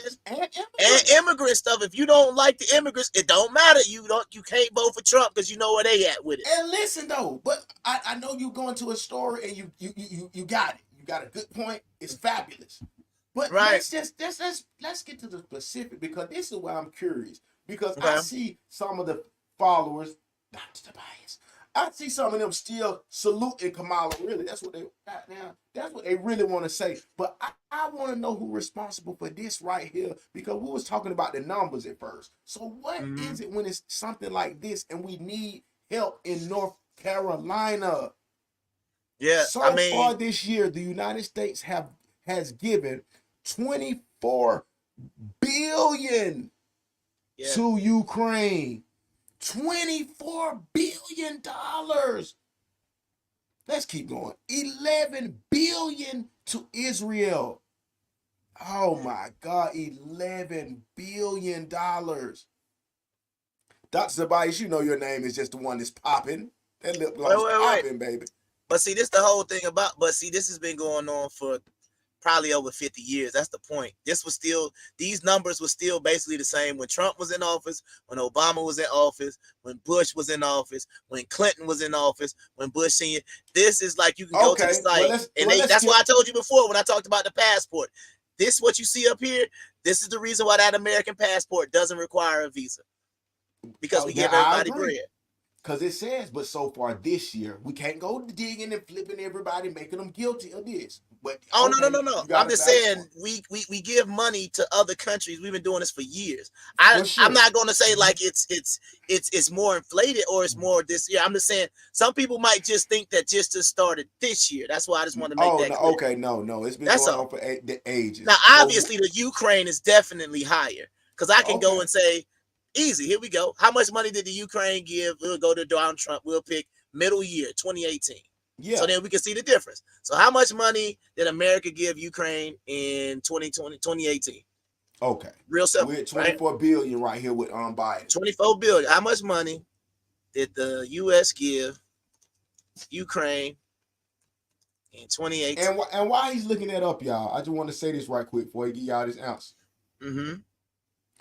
If you notice right here, I don't know if y'all can see the cursor or not, but it shows 2 shares. But when I showed Diddy and his mama kissing, I got over 65,000 shares. Is that inflation? Would you call that inflation? Is it like brain deflation? Nah, I just call it like, people People want their fuzzies, man. They want their fuzzies. They don't want to know what's really going on because they want to feel good about having a black woman president. They don't want to know like what's going on. See, like this is my whole point. So when all of y'all be talking about, I want the rich to pay their fair share. That's where that rich people money going. The Ukraine, to Israel, to places like that. It's not gonna go to Baltimore and Atlanta and all these other places y'all think need help, even with the hurricane, all that. It's not going there. But I think people are just stupid because they really believe that they're gonna tax the rich. And this is my whole point.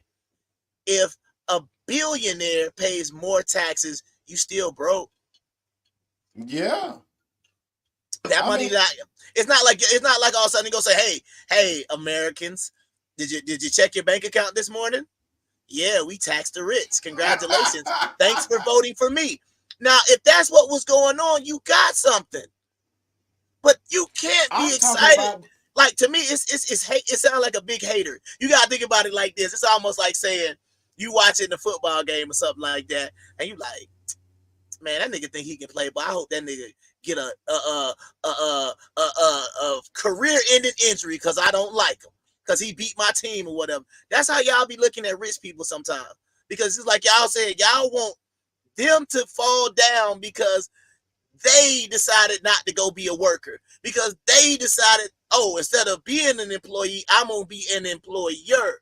So all the people that you want to tax, you work for, and they're responsible for your raises. It's insane. And then you see something like this, you know where that money from the rich is going. Ukraine, Israel, Ethiopia, Jordan, Egypt. Why? The same reason why, like I said, when you book a flight, that passport go anywhere. Because they can't say no to us. But let's not focus so much on the huge amount, because that's already insane. We got that. And I see Dr. Tobias say they're going to make their money. No, the increased taxes will pass to the consumer. Most definitely. But let's check about this consumer. 9,000 per illegal immigrant that has entered the U.S. That's odd. Do y'all not find that odd? Why would, let me finish the sentence. And Americans who have lost everything to Hurricane Helene will be getting $750 courtesy of FEMA. Why would you pay the immigrants $9,000? And who is behind this? Is Kamala behind this or no? Okay, so yeah, I would just say that, but I got the answer. All right, so it says in 2018, the United States provided approximately $200 million in security assistance to Ukraine. That's 2018. Okay, 200 so million. with 200 Trump, million. it was only 200 million. 200 million. Okay, let's clarify that, because we need this is understandable, because people get the fuzzies. Mm-hmm. People start getting the fuzzies. We don't want nobody getting the fuzzies. In 2018, we're talking about how much money was dished out to other countries. In 2018, under Trump's presidency. Wait. Okay, so all right, once again, y'all can fight with Chat GPT all you want to, but I'm gonna trust the AI. So this is based on the AI. It's Chat GPT, right? It's the upgraded version, right? In 2024, the United States has provided significant financial and military support to Ukraine. As of May 2024, U.S. security assistance alone amounted to approximately $52.7 billion since the beginning of the Russian invasion in 2022. Now, I'm not even going to be fair, but I'm going to say it's ridiculous still. Because what people say, well, when 2018, they weren't at war. Still $52 billion. That's and the point. Ukraine is not America. That's what that is what he's proud about. He did not allow a war to begin. I want a president that can prevent war. Wouldn't anybody with common sense? But they don't care because it's not their son guts getting blew out while a landmine. Yeah. Let's see. Y'all don't get it. Y'all don't get it. Now I'm gonna just go check that last one. What about Imagine your child out there, man. They got to go fight a senseless war for nothing, man. I don't know how y'all can just, like, you getting honor from sending your son out there to get slaughtered. Daughters, they looking for a military chick, so they going out there. Everybody ain't gonna be able to get in the kitchen, man. Everybody ain't gonna be able to get in that kitchen. Some of y'all got to get out there on that front line. All right, so here we go. So, it look like you got some so this facts real over there. quick. Let's go. Absolutely. So let's talk about this illegal immigrant situation. And once again, argue with ChatGPT. So first of all, let's talk about the type of aid that they can receive. So number one, they can receive emergency health care under the Emergency Medical Treatment and Labor Act. They can get education. And that was the precedent that said that was Plyler versus Doe. So you understand that when your kids go to public schools, you're paying for that. So if hypothetically they're in the public school and their parents don't pay any taxes or whatever, or property taxes, does not happen. All right, then they got state and local aid. Then they got legal aid and advocacy. These are non-governmental organizations. Then they got federal restrictions.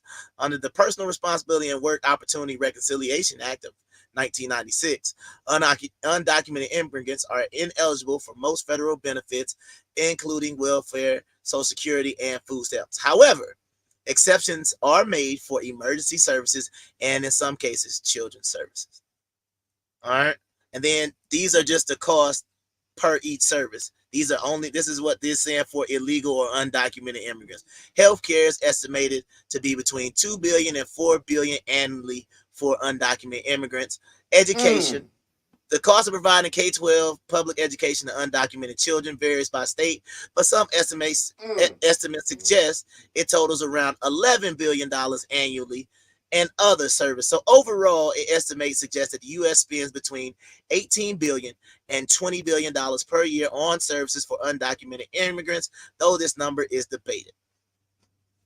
And what did that sound like to you? That sounds logical? It sounds smart? Or I mean, you know, I get real patriotic, man. I'm like, man, can we handle America first? Like, even put that back on, man. I'll put it back on the screen. Every time I see this, I'll be like, bro, can we handle America first? Like, if everything in our country was great and smooth, yeah, bro. It's almost like you do with your regular thing, bro. It's like the way I look at it is like this. You gotta think about how crazy America is. America is busy sending $24 billion over there. Ukraine sending all this money around the world, and then had the nerve to say, "Hey, y'all ain't paying enough taxes." It's like, what? Y'all, we not paying enough taxes, so y'all can keep sending money. Come on, this, man. though? How aren't the working people seeing it though? Bro, all they hear is tax cuts for the rich. Identity politics. She black. Yeah. Forget everything. But let me check this out.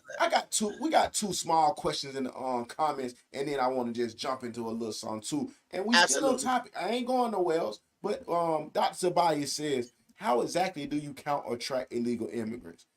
Bruh, we know it's not a specific, but the thing is they're flying them in.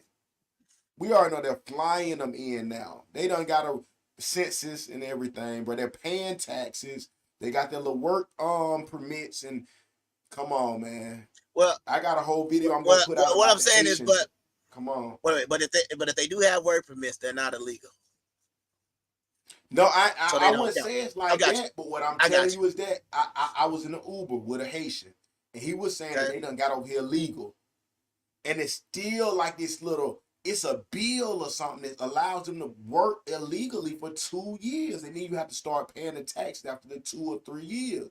That's what I'm saying is in like however it sounds like a work. That sounds like a work visa, because I know you can't even drive an Uber unless you got something. What I'm telling you though, what I'm telling you is that y'all keep saying it's not illegal then, but I'm telling you they are coming over here illegal, and they're no.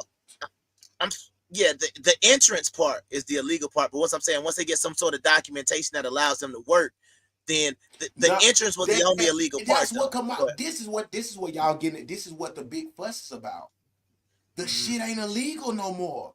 They're allowing them to work. They're allowing them to vote. This is the point. This is why everybody. They can't vote. Wait a minute, bro. They're voting. This is what I'm telling you. This is what's been going on across the media. Why normally people is talking about P. Diddy. But this is the thing. The other people like, bro, they letting these niggas vote and shit, bro. Everybody like, huh? Are you sure? Bro, this is the thing. And it may be some kind of under the table, but we're going to get into it. We can do this a whole episode in the middle of the week. I'm telling you what I've been hearing through the grapevine. But I'm saying the rules are getting broken. But that's what I'm trying to say. If the rules are getting broken, then it's like, so then if what you're saying is true, then the whole, everything against the whole, like GoFundMe the votes and all them other things, if that's what's going on and you're going to say undocumented people can vote and there's proof of that, then that's election fraud right there. Why do you think it's because only Americans, I mean, they've been talking about election fraud for years, so. Of course, but I'm saying it's like the dead people voting thing, the dead people on the rolls voting and stuff like that. It's like there are these urban legends about voting sometimes. And I'm saying when they say like illegal immigrants can vote, I'm saying they gotta be on the roster. Okay, but we were going through a thing. Let's keep it going because she just said, but hold on, which one was that? That was the one about because I like about the giving the money out. But what I'm I like y'all viewpoint, but I was saying about the how do you track them? And I was just saying that they've been tracking them because let me ask y'all this question while we're on that topic though. Sure. From what I'm telling you, we're gonna have an episode. I'm gonna bring all these clips. I'll make sure to bring you on so we can learn some shit together.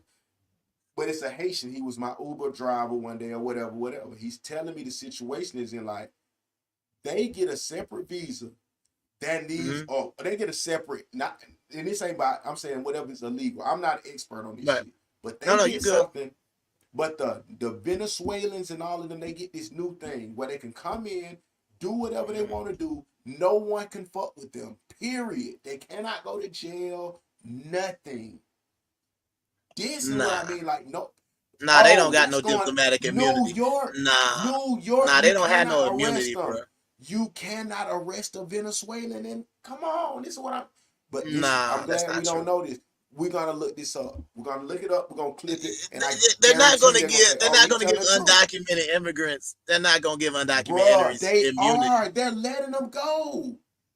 They're letting them go. Let me see if I can Google. Once again, go from New York prison, they cannot lock them up. New York jail cannot lock them up. No. That part is correct, but what I'm saying is when you're saying that's not immunity though. Like what you make it seem like they can't. No, I didn't say immunity. Okay. If they commit a crime, they don't get locked up. Still, they get right out. This has been happening. But what I'm saying is that is a municipality thing. That is the fault of that nice New York mayor that's got them charges. That's his fault. That's his fault. You understand what I'm saying? Because the way it's supposed to work is. And that's why, like, they always talk about these sanctuary cities. Remember that whole term came out, right? Yeah, because what you're talking about is what you're supposed to do. And you are correct and incorrect because it depends on where the person is at. In a city like New York or probably San Francisco, or one of the ones we used to hear about, what he's saying is correct because you are correct. The local police have no jurisdiction over undocumented. So what's supposed to happen is they're supposed to detain them and hand them over to ICE. They don't hand them over to ICE. That is the problem, but that only happens in cities where the mayor is with that nonsense, though. Yes, but they not doing that in Texas, though. Texas is getting them up out of there. You know, maybe some of these Dallas or whatever, but you're not gonna do that. And like, let me give you a sample, like Kansas.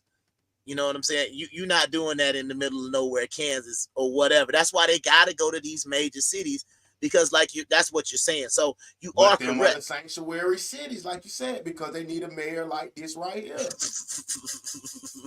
nigga that's hanging with the diddler. A nigga that's with the diddler. This is what, bro, if this ain't a movie, a Truman Show script, bro, this is unbelievable. What are the odds, bro? What are the odds? No, then he throwing up. What is that? I don't even know. Is he making a heart? What is that? That nigga like this. That nigga banging, nigga. That nigga banging. Well, anyway, man. I know we done slid right into the second hour, man. Let me pay some bills real quick. Man, y'all know the second hour is brought to you by Fat and Happy, man. Get your swag up. Gotta order my PJs tonight. So shout out to Fat and Happy, our newest sponsor.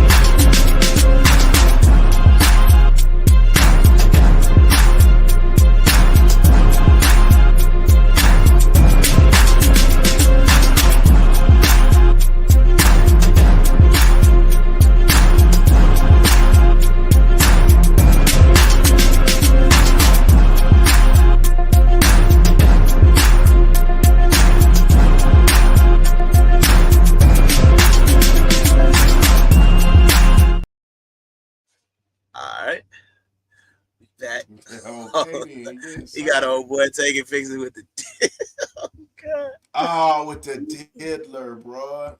You know, he gave him the key to the city too, man. Key to the gave city, him the keys to the bride. city. Man, let me go through a few of these. Dr. Tobias keeping the show popping with a few of these good comments, man. And you know, I love it every time. And let me see this one. She say, "How does the president prevent war in your opinion?" Since I threw that, I'm assuming she's saying it to me, asking me. I'm saying is that what he said in the debate or at the DNC, whichever one he went to, I can't remember exactly. You know, I ain't political genius, but he went up there and said, "Shit, I got relationships with these people. I know how to talk the business with these people. And I take that from the streets and, you know, street politics. Bro, you're not sending your girl up there in a house full of niggas with AR-15s, German Shepherds in the house, Belgian Malinois in the house. They go get the duffel bag. Are you crazy? Serious? If it comes in the hand, I'm thinking out. Hold on, you got the money? Here you go. Hold on. She's dead. What the fuck? We really realize what we asking for. Nah, it's just a funny vision. That's all. Like, I'm just imagining like any one of the movies where it's like, hey, you got the two sides meeting and they about to get the bags. So like you got all these killers in here, and then it's just like Kamala walking in like, hey guys, can I get the money? Did you bring the supply? It's just funny to me just thinking of like that scene, and then like how you was putting it up, but you know, $55,000. Right? No, like you just said, like you don't send your girl in there for a big time drug deal. I just thought that was funny. That's all. Just imagine Kamala waltzing in there with them Chuck Taylors on. That'd be funny. But God, man, I had a funny, like it was a funny vision, man. That's all. Hey, yeah, man. You know we got to give a real, true perspective, bro. Yeah. Well, I would say in response to Dr. Tobias, how does a president prevent war, in your opinion?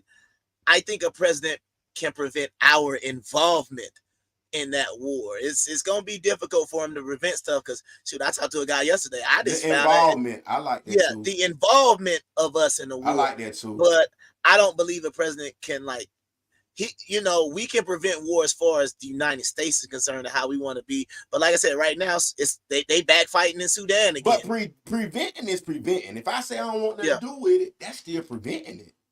Yeah. Versus sending your troops over there to be doing it. You know, because it don't have nothing. Because I just keep saying it don't have nothing to do with us, right? Like we not land like it'd be like different. Like to me, if Russia invaded Canada, we got to do something. Right. If it gets too close to home, yeah. They already close as it is where Alaska is, but I'm saying Russia invade Canada, we got problems. But I'm like, the Ukraine, bruh, they could knock the Ukraine, and it's no disrespect to anybody that's Ukrainian, but y'all could get knocked off the map tomorrow. I'm still gonna go get breakfast and have pancakes with maple syrup on it. You understand what I'm saying? Because it don't affect me, bro. Like, what does the Ukraine do for America? Period. You understand what I'm saying? And it's no disrespect to nobody that's Ukrainian. It's just like, bruh, the same way y'all say before y'all got into a war, what was America doing for y'all? Nothing. Except for providing y'all some movies on Netflix or whatever, a little music to go to the club. But outside of that, come on, bro. We not doing nothing like that. I don't like to be biased or chauvinist or a chauvinist or macho, whatever they want. But I'm just thinking of, like I said, with the comparison of the drug deal. But and we can even go deeper to say, like I said, I'm looking. She said prevent war. Do we know this? Let's just say this. On another instinct, if it was another drug deal and you just happened to be out of town, and all the goons knew it was Kamala that had all the work at home by herself, it'll change the normal guys that were like, hey, no, I know it's all good. I know I respect, bro. He got that bread. It'll turn it into a lick. That's why Vladimir Putin, what his name? Vladimir Putin. Vladimir Putin, he like, hey, bro, y'all need Kamala. Nigga, because when you put in, I'm going to stop the gas on y'all pussy. Like, come on. You cannot do no shit like that. And why is nobody not thinking of that? I'm talking about even in your house, if you live in a mansion, bro, niggas watching you and like, okay, leave that girl in the house by herself, boy. You know what I'm saying? Like, so once again, it's the reason why I said my opinion first.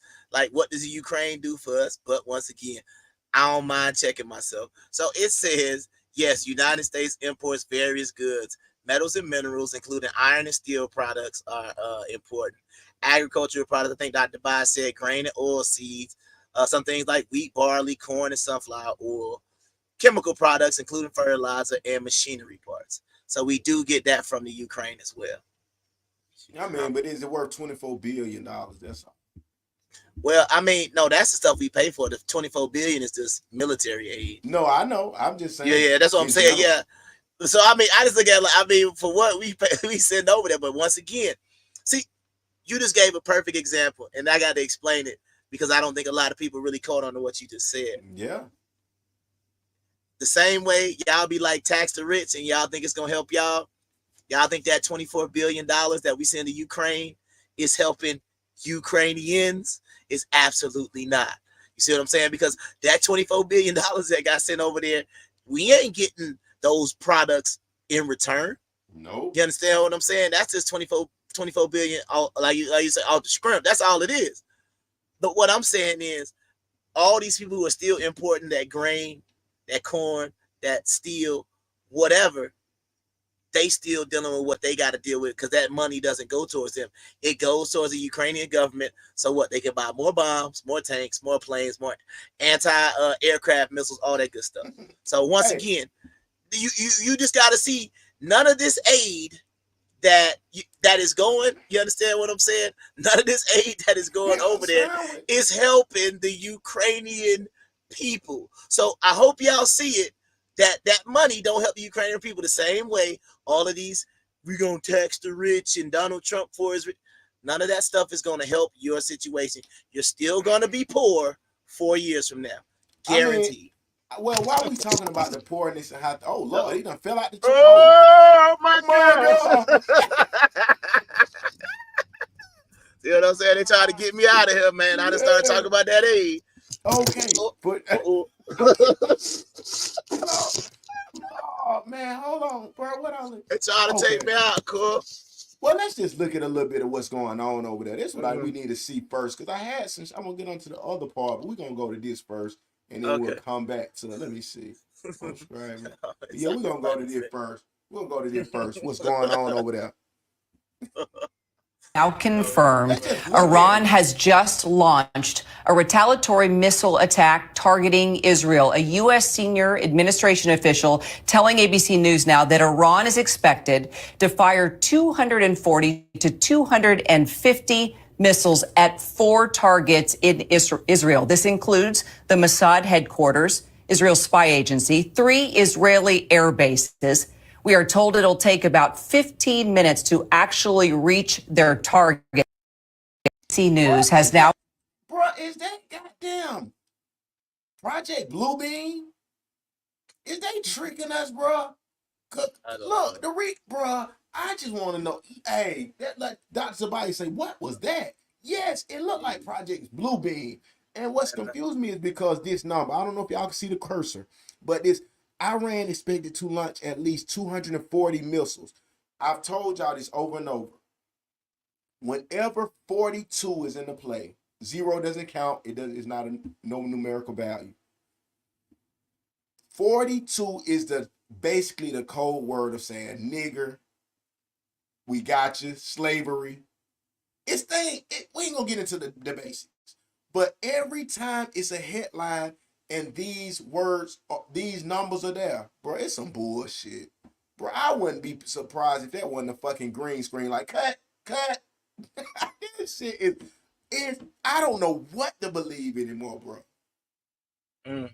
But and yeah, I don't know. What do you got to say? Do you got something on the topic? Because I got something. We're gonna shoot to something else out there, but I'm just amazed to say, is this what it looks like in the army setting that you may have known of, or the military? I haven't been. Yeah, nah. This would be field artillery, so I don't have nothing to do with this. Oh, okay. Yeah. I mean, it's just like, once again, it's this like, see, this is the thing I be talking about, right? See, I'm not going into the Bible, but what I will say is, it's always something going on in this area. You understand what I'm saying? Yeah. And it's like they claim this is, biblical prophecy claim this is where like World War III, the war to end all wars is always gonna start in this area. So right.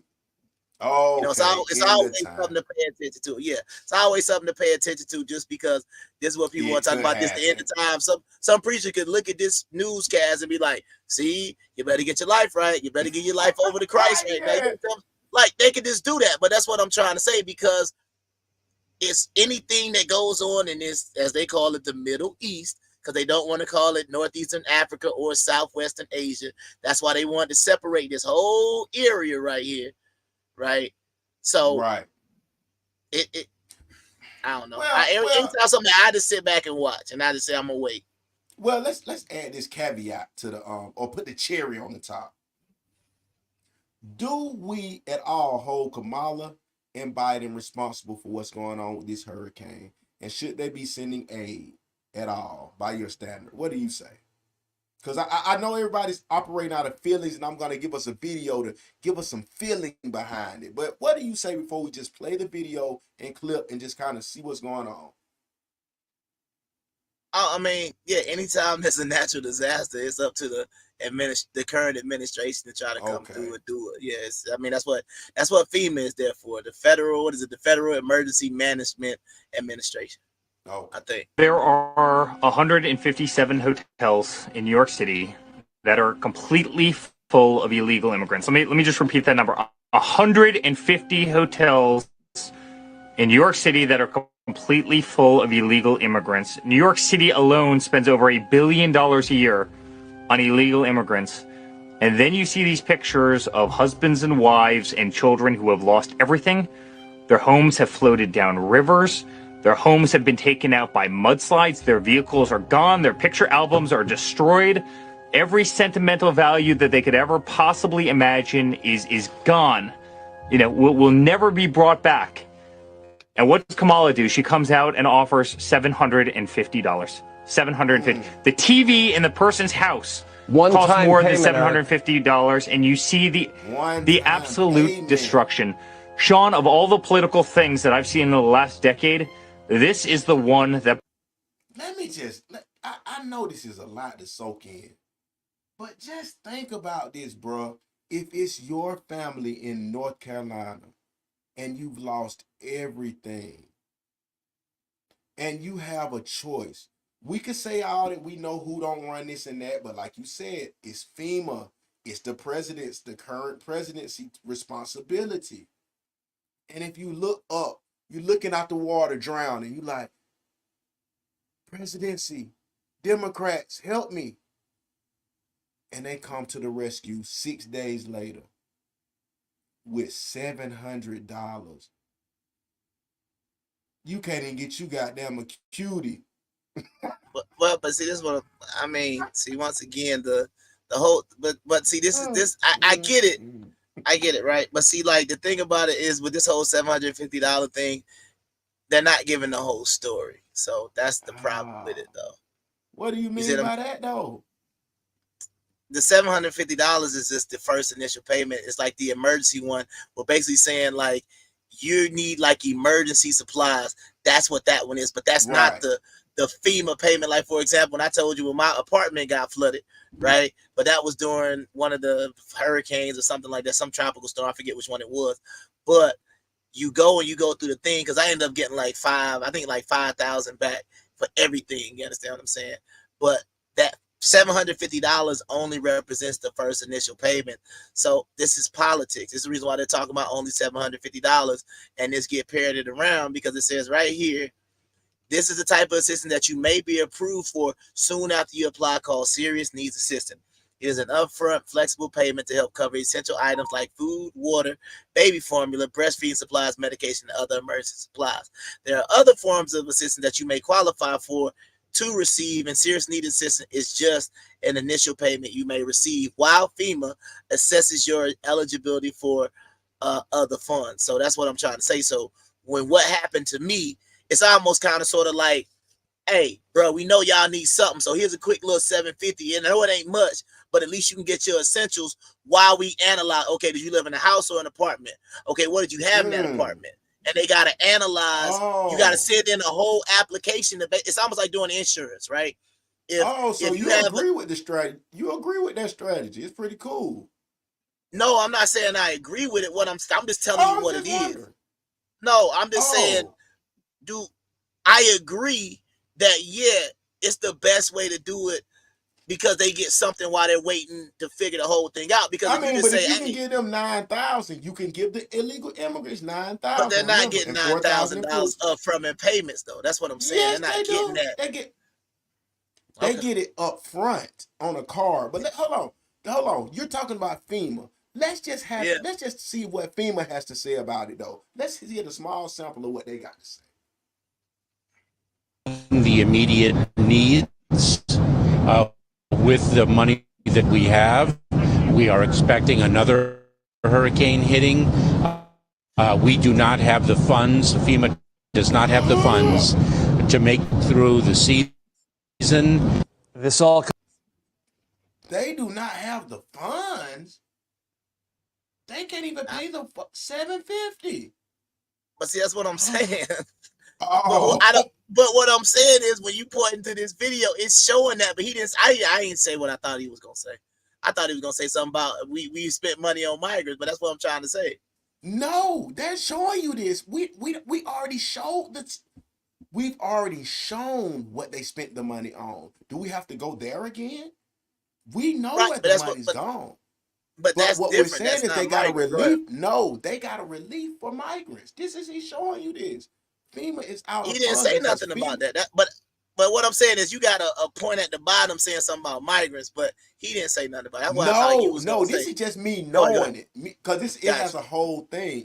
This is just a short clip, but I'm knowing, and you can pull up. Let's go pull up. You got a chance to pull it up. How much money is allocated to migrants? It was a 1.4, or just put in 1.4 billion. We already. That's what I'm saying. I already did that when we talked about the whole thing with the education and all those different things. It was up to $20 billion.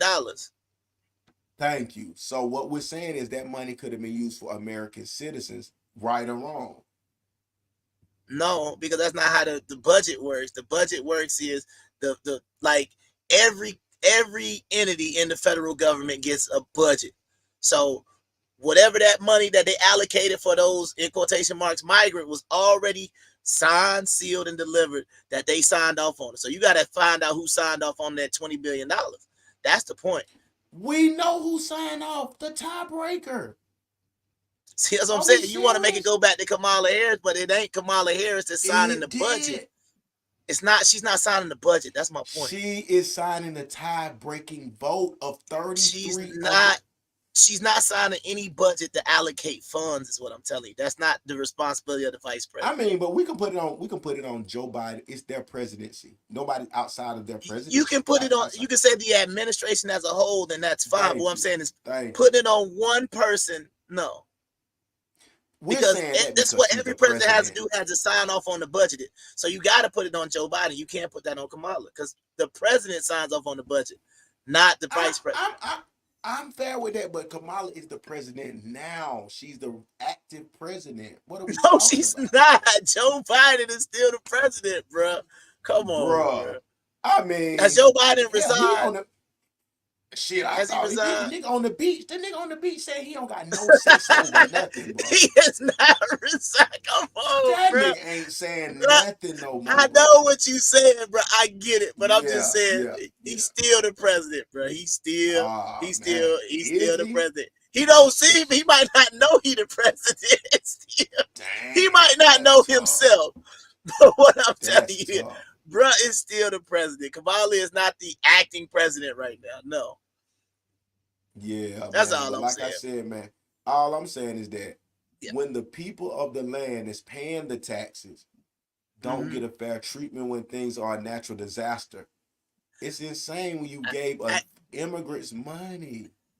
I get that. It take me back to the tax part though. Why are y'all excited about paying taxes when this is what your government does? Let's say, for example, they are correct. Let's say, for example, they are correct. It's all good. Let's say, for example, they are correct, right? And when migrant workers come to America, let's say everything he said was correct, and migrant workers get here and they're given $9,000, right? On a food stamp card or however they want to say, on a debit card, whatever. If that's true, why are y'all so excited to pay all these taxes when y'all see they don't do the right thing with the money? Why are y'all so excited that, they're going to tax the rich and it's still not going to help out your situation? So that's just all I want the people at home to take a second and take a step back to think about. You know, when y'all start getting excited about some of these policies, is this a good policy for you and your family? Because if you think you and your family are going to be helped because they tax people who make more money than you, you're insane and you're stupid, because it's not going to help you at all, because we see what they do with the money. You give the government your money and they do stuff like this. But this is what y'all want to tax the rich for. Y'all want to tax the employees, the job creators, so they can send money to Ukraine. If what my co-host said is true, y'all want to tax the rich so that immigrants who ain't even born here, who don't pay taxes, can come over here and get $9,000 on a debit card, allegedly. That's what we want to pay into. So if y'all was smart and they start talking about these tax cuts and they want to tax the rich, just ask a simple question. If you want to vote for Kamala, hey, Kamala, when y'all tax the rich, where's that money going? Is it coming back to us on the bottom? Oh no, it's not coming. It's because make her answer that question. Because all I hear is on the commercials when I'm trying to just enjoy my college football Saturday is, we're going to make the rich pay their fair share. Cool. And after they pay their fair share, Madam President, where is that money going? Is it going for a deficit that none of the American people voted to create? Because as an individual, what are you taught? You make $40,000 a year, right? You have to live in a house, supposedly, for somebody who makes $40,000 a year. You got to drive a car, supposedly, allegedly, the smart way for a person that makes $40,000 a year. But see, what the American government wants to do is say, hey, we make $40,000, but it would be great if we lived like we made $500,000. And nobody says anything. Because the bottom line is, you should create the budget after. It's like y'all are just not understanding what you're seeing. And I think that's a terrible problem that we have here in this country. Most people are just stupid. And the majority of you out there, you're stupid. Because you, number one, you believe that voting is going to change something. But if you notice, every 4 years, there's another crisis or something that's supposed to get changed from voting, and it's not going to change anything. The only thing that's going to change is the identity. We got Barack Obama in office. Congratulations, you got a black man in office. Whoop-de freaking do. Now y'all are going to celebrate having Kamala in office. Congratulations. You might get a woman in office. You might get what you consider to be a black woman in office, even though she's clearly Indian. But I ain't even trying to go there tonight. My partner is back, so I'm going to hop back down off my pedestal, and we're going to keep going. Welcome back, sir. I just had to go on my little rant real quick, so open. Thank you. For sure. So let me get. So I gave him what you wanted when you hopped out. I gave him the good rant. Yeah, I gave him the good rant talking about they stupid.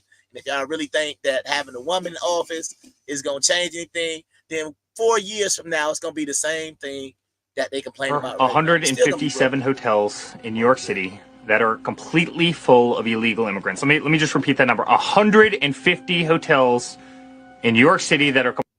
See, I think we forgot what we said. We jumped out there and didn't even listen to the first part.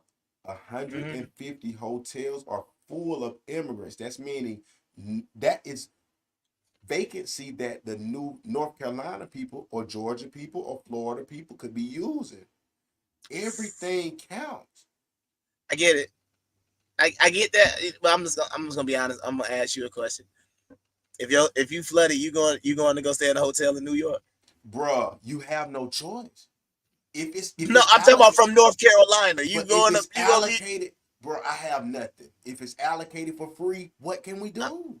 I'm not going to New York, bro. Come on, bro. If it's for free and allocated, I gotta have a friend, or I gotta have a girl, or I gotta have a family member that's gonna let me. I'm not going to go to New York to stay in a hotel and do what? All of that, bro. But what I'm saying is, go to New York. I'm saying go to New York and do what? You ain't working. You ain't got no job up there. You just gonna be staying in a hotel eating ramen noodles all day. Like what we doing? That's what I'm saying. Well, let's show you what we doing. This is an unfortunate situation happened in Conyers, Georgia, the other day. A bio lab busted open with the Jeepers Creepers goddamn potion, making goddamn Gargamel and Jeepers Creepers, nigga. This the thing. It was a bio lab. They had to evacuate Conyers, Georgia, bro. So what I'm saying is that they still had nowhere to put the families. And it's due to immigrants that's doing what? We can't even go to these areas, like they said, without the proper identification. Why are they being allowed to come here? That's all I'm asking. And under whose watch? Right, but that's what I'm saying. We know why we need identification to go there, and they don't need it to come here. And that is? Because we already showed all that money that we get to put out. See, they get to come and move like they want to. Because, come on, man. Like, this is easy. The whole thing about, well, what I'm saying, all this stuff that happened in Conyers, what I'm still saying is, if you're going to tell me that those 150 or however many hotels in New York could have been used for the people of Conyers, Georgia, that's insane. Because I'm just saying, what are they? Okay, I just want to make sure that ain't what you said. All right, cool. No, I'm saying is that every vacancy is needed in such situations. Niggas, in New York City. When Hurricane Katrina came, people had to move to Texas out of New Orleans. People had to move to Florida. People had to move to Detroit. Yeah, you might have to move. If the whole bottom of Georgia and North Carolina and Florida was obliterated, you got to move somewhere. What are you talking about? But what I'm talking about, you're talking about moving into a hotel just to be sitting there. That's what I'm trying to say. No, you already said they only got 750. Right, but that's what I'm saying. You talking about putting them in a hotel. The hotel is free. But they not working. That's what I'm saying. But they not working, so it's gonna be the same thing. Wait, no, listen to what you said. Listen to what you said. And see, you going off on the thing, but I'm trying to get you to understand what you're saying. What I'm saying is, based on what you said, those immigrants are in hotels with $9,000. You talking about putting the people in there with $750 and no job. That's why I'm saying. Why are they doing it in that order? That's what I'm asking. Oh no, I already said I don't agree with that. $750 and they should have no. The immigrants should have zero. I'm just saying, if we're gonna get the technical, that's the point. Zero. And I'm saying that's all I'm saying. Yeah. All I'm saying is no other country is taking away their vacancies for a pandemic or a natural disaster to give it to Americans. That's right. All I'm saying. And I'm saying if I'm sure that Donald Trump does not support this type of buffoonery. That's all I was saying, but that's cool. But no, but that's all. But that was the only reason why I was saying that, because it's like, based on what you said, you moving these folks to like thousands of miles away in a hotel with $750. If the land is obliterated, you haven't seen North Carolina. That's why we're showing the video. No, I was just in North Carolina. I've been there. I just came through North Carolina. I was in North Carolina all last week. Yeah. So you was in there with these cities where they're showing you the ground is gone. Yeah. No, not necessarily gone, but I mean, like, it's like when you had to plan your route, it ain't just, hey, hop on I-40 and go. It's like, nah, you got to hop on US and it's messed up. Acting like it's not messed up. I didn't say it wasn't messed up. All I'm saying is I'm going with what you're saying. You're just not listening. No, I'm saying that you can't go to work anyway if the roads are closed down to where your jobs is at, and no job. That's in North Carolina. If everything is destroyed, what would it mean about not having a job? That's why I'm confused. But because that's what I'm trying to say. We know that the people that this is going to affect, because the bottom line is we only really talking about the poor people, because the rich people can just move and leave and go wherever they need to do because they got it. Right. I don't believe these people that are actually being affected by this seriously are going to have money saved up. They live in check to check, paycheck to paycheck. So what I'm saying is, with the $750 that you talked about, you're going to send them to the most expensive city in America. No. No, that's just what I'm saying. No, I get what you're saying. You're right about that. They won't have nothing, but the only thing about it is the illegal immigrants are getting vouchers to stay in these places. They're not paying out of pocket. Yeah. No, that I wasn't even saying that. But what I'm saying is this is just what I'm trying to say. And this was my whole point to begin with. You're going to send the poor people from North Carolina to New York to stay in a hotel with $750 versus you already got the immigrants in there who you already said got $9,000. That was my only point. Don't send the North Carolinians up to the most expensive city in the world, because also the migrants shouldn't even be here. They shouldn't even be here at all. I get that part it's taking up the space. All I'm saying is that if you or any one of us had a large family in North Carolina, and you're a taxpayer, maybe you're 100,000, and your wife or your mate or whatever is a 80,000 up under the bracket, 70 right up under it. So you got both tax brackets or whatever, and it's joint or whatever y'all are married, however y'all play it. And you have a need that's like your home. You bought a home and it's destroyed.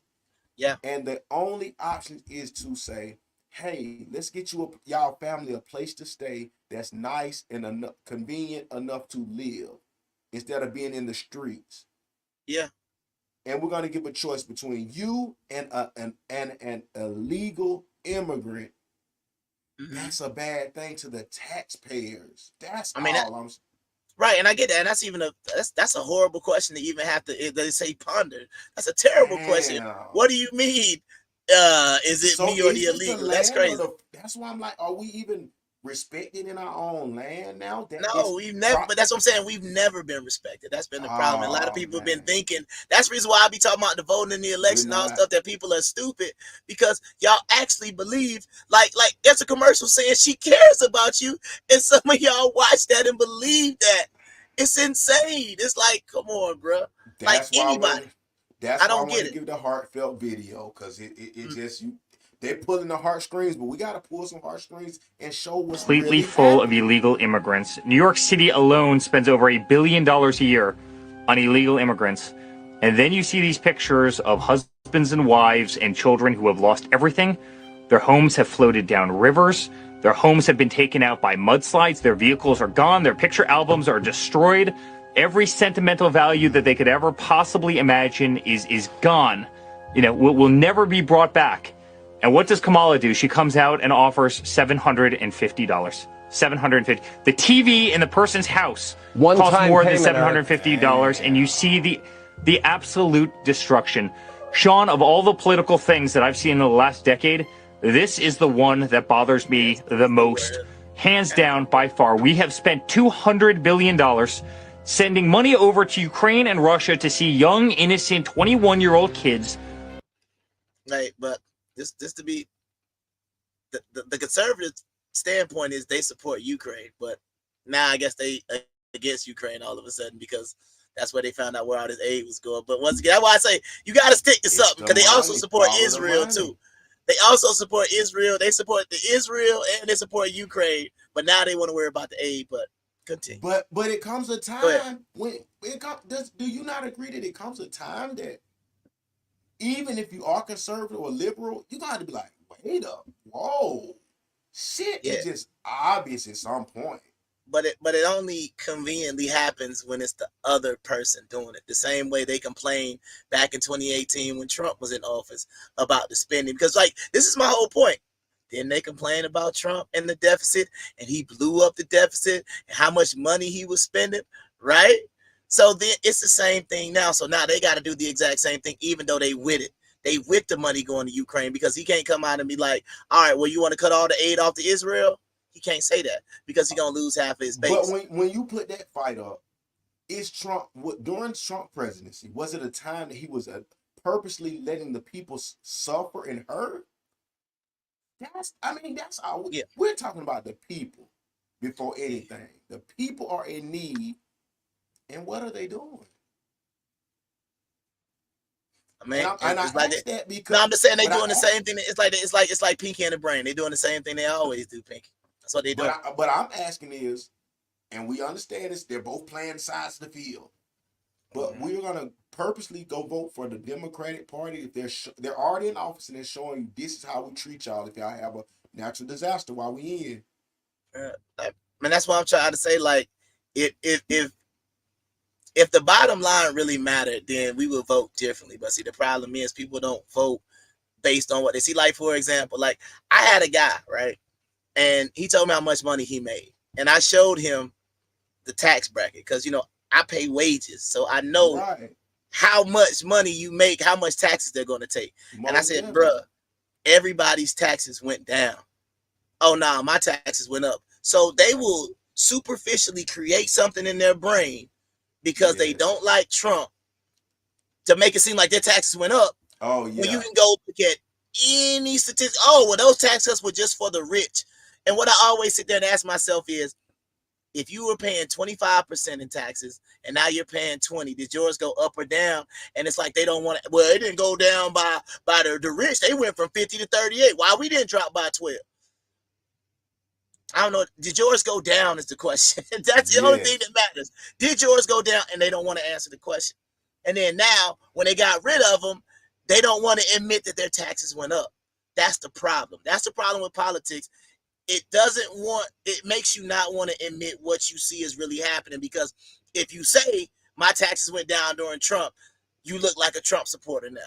If you say my taxes went up during the Joe Biden administration, it makes it look like you're a Trump supporter. So the bottom line is, either way, you can't say it's like you said, hey, boy, a bag of chicken is now $30 at the store. Yes. Hypothetically. All right. $30 for a bag of chicken. We know it was $8 4 years ago, right? Yeah. Now it's $30. Shit. But I always been paying $30. Y'all weren't paying $30 for a bag of chicken. They're going to put it in their brain that things are better just because the person that they like is there, and that's just what it is. Well, while we going to the person that they like and all that, I'm just thinking of this: how could we ever get into identity politics and talking about race and all of that when we got this shit going on? Well, that's my whole thing, bro. It doesn't follow her though, right? That's fine. That's fine. Nobody cares. Nobody cares, and this is nobody cares. Now put. Hold on. Look, I just see now. This is when I used to be a conservative, and I used to call it out, and I used to be like, "See, y'all are hypocrites, right? Perfectly acceptable." Put the other one up. Let's see. Coon.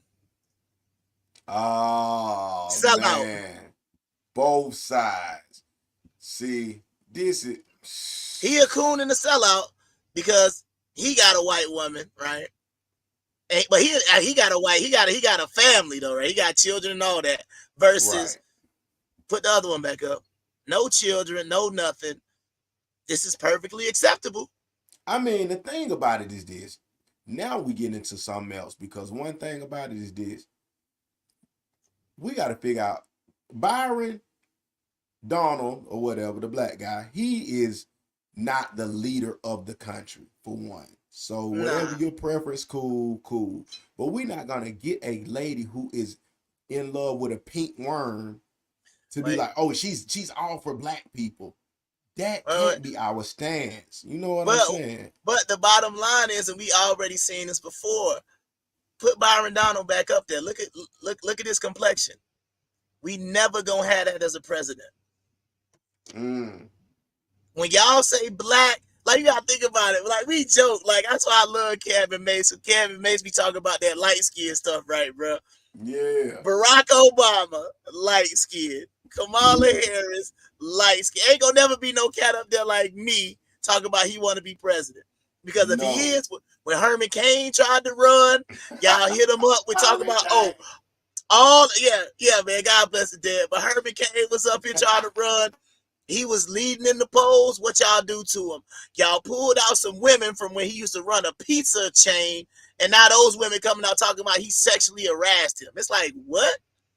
But, Herman Cain, y'all didn't like him because he was a conservative. He was married to a black woman. But it's not good enough. They're not going to give you the full package. But that goes back to the question that we came across maybe a few episodes ago. Everything, I keep it close by. I keep the trigger close. But this was the question that everybody asked. This was one of those questions right here. Let me see. Go ahead and bring it back, bro. See, we said we need another flood. We put this up a while back. And then that lead came out. The same. Would mobilize, that's the question. Would they mobilize behind her the same? I'm going to ask the uncomfortable questions that nobody else want to ask because nobody want to be honest about what's happening out here in these streets. If she was a dark-skinned woman that looked like Whoopi Goldberg, would they support her the same? Would they mobilize? Is this the question? Would they mobilize behind her the same? I'm going to ask the uncomfortable questions that nobody else want to ask because don't nobody want to be honest about what's happening out here in these streets. And that's real. That's real. No, but that's what I be trying to say. It's like, see, this is my whole thing. And this is what, even with the whole black thing. If she wasn't running for president, there is no, like they say, a self-respecting black person that would call her black. If she wasn't in politics, if she was in Hollywood, they'd be like, yo, what that Indian woman doing saying she black? Let's say this. Kamala Harris is not the president. She won an Oscar. And they said, before Halle Berry or whoever, she was the first quote unquote black woman to win an Oscar. Guaranteed, black women everywhere be like, nah, she Indian, bro. Nah, what y'all talking about? She ain't black. Cause they barely wanted to claim Halle Berry when she got right. So I'm sitting there saying, it's no way y'all would let this slide under any other circumstances. This is why I don't fool with politics no more. Because I told you, politics force you to be stupid, and it causes you to close your eyes and ignore what you see and ignore what you hear. That woman is Indian. She grew up in an Indian household. No black woman makes chicken with yogurt. That's what Indian women do. But y'all keep capping like she's black. Stop. Y'all look silly. That's why I said, bro, she's a woman. We can't take that away from her. We know she's a woman. Just say, I'm going to be happy to have a woman president. Just because you went to Howard, don't mean you black. Just because she's an AKA, don't mean you're black. I'm in Alpha Phi Alpha Fraternity Incorporated. It's white alphas. Just because they're in a black fraternity, it don't automatically make them black. They're white, but they chose to pledge a black Greek letter organization. That's it. She was Indian, and she chose to go to an HBCU. That's it.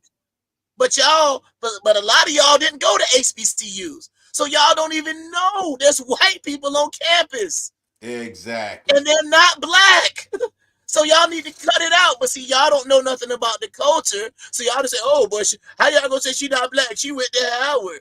Okay, bottom line is everybody who's black to go to Florida, they white. Because they went to a white school.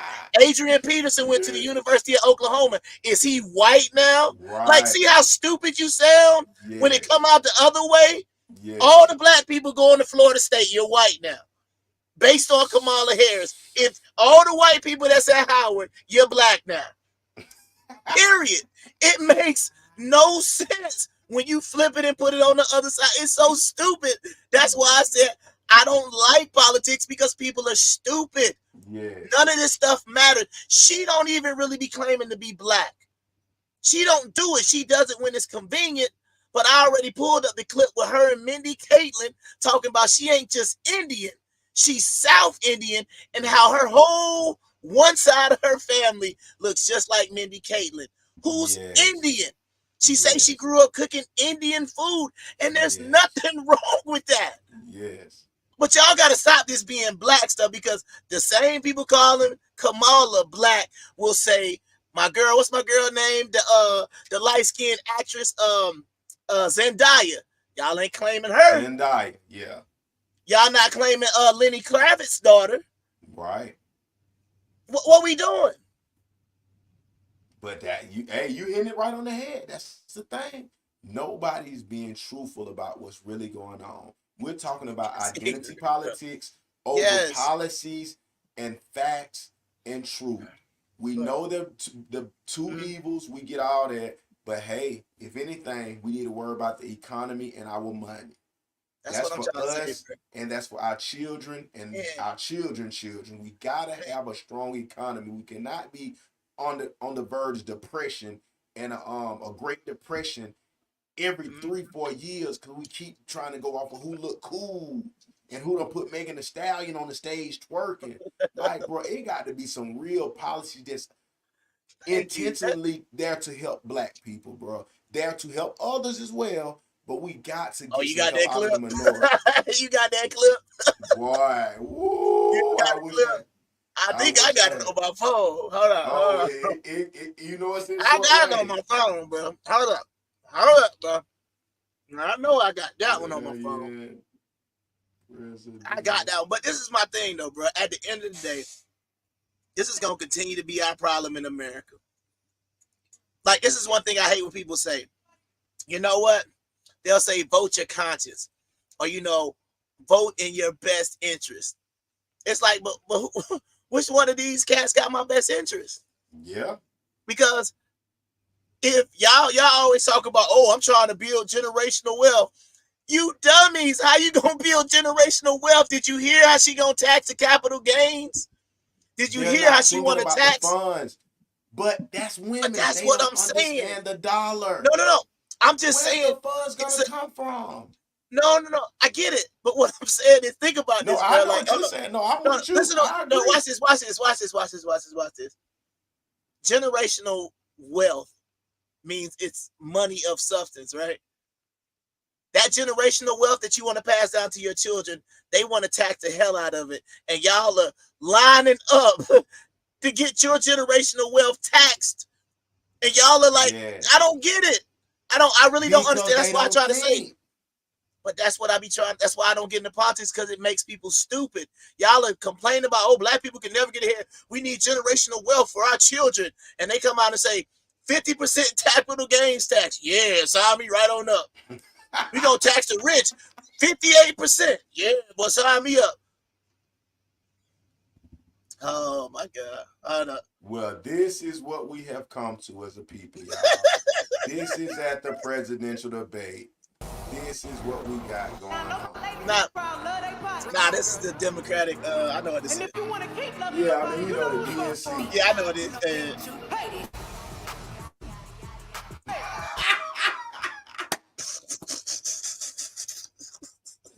This is what they think of black, you fucking colors. This is what they think of you colors. I gotta find it. I gotta find it, bro. Love their body. What? So if you love your body, okay, I can't take it anymore. Oh, that's just Hold too up. much. I'm trying to, man. I know. Wait, hold up. Oh man, it look like they tried to. They done scrub my video. Now I wanted to get the one when she talked about she ain't gonna do nothing specifically for black people. So she already let y'all know she ain't doing it. I thought I had that clip somewhere on my video on my phone. I can't find it, bro. Oh yeah. But I thought it was in here, but it's all good, man. Oh, that's what you're looking for. I got it. Yeah. No doubt, man. But it's about that time, man. You want to hit him up with a final word because I got a good ran in while you was gone, so I'm chilling. I'll tell you what. We gonna goddamn. They saying I'm not going to do anything for black people.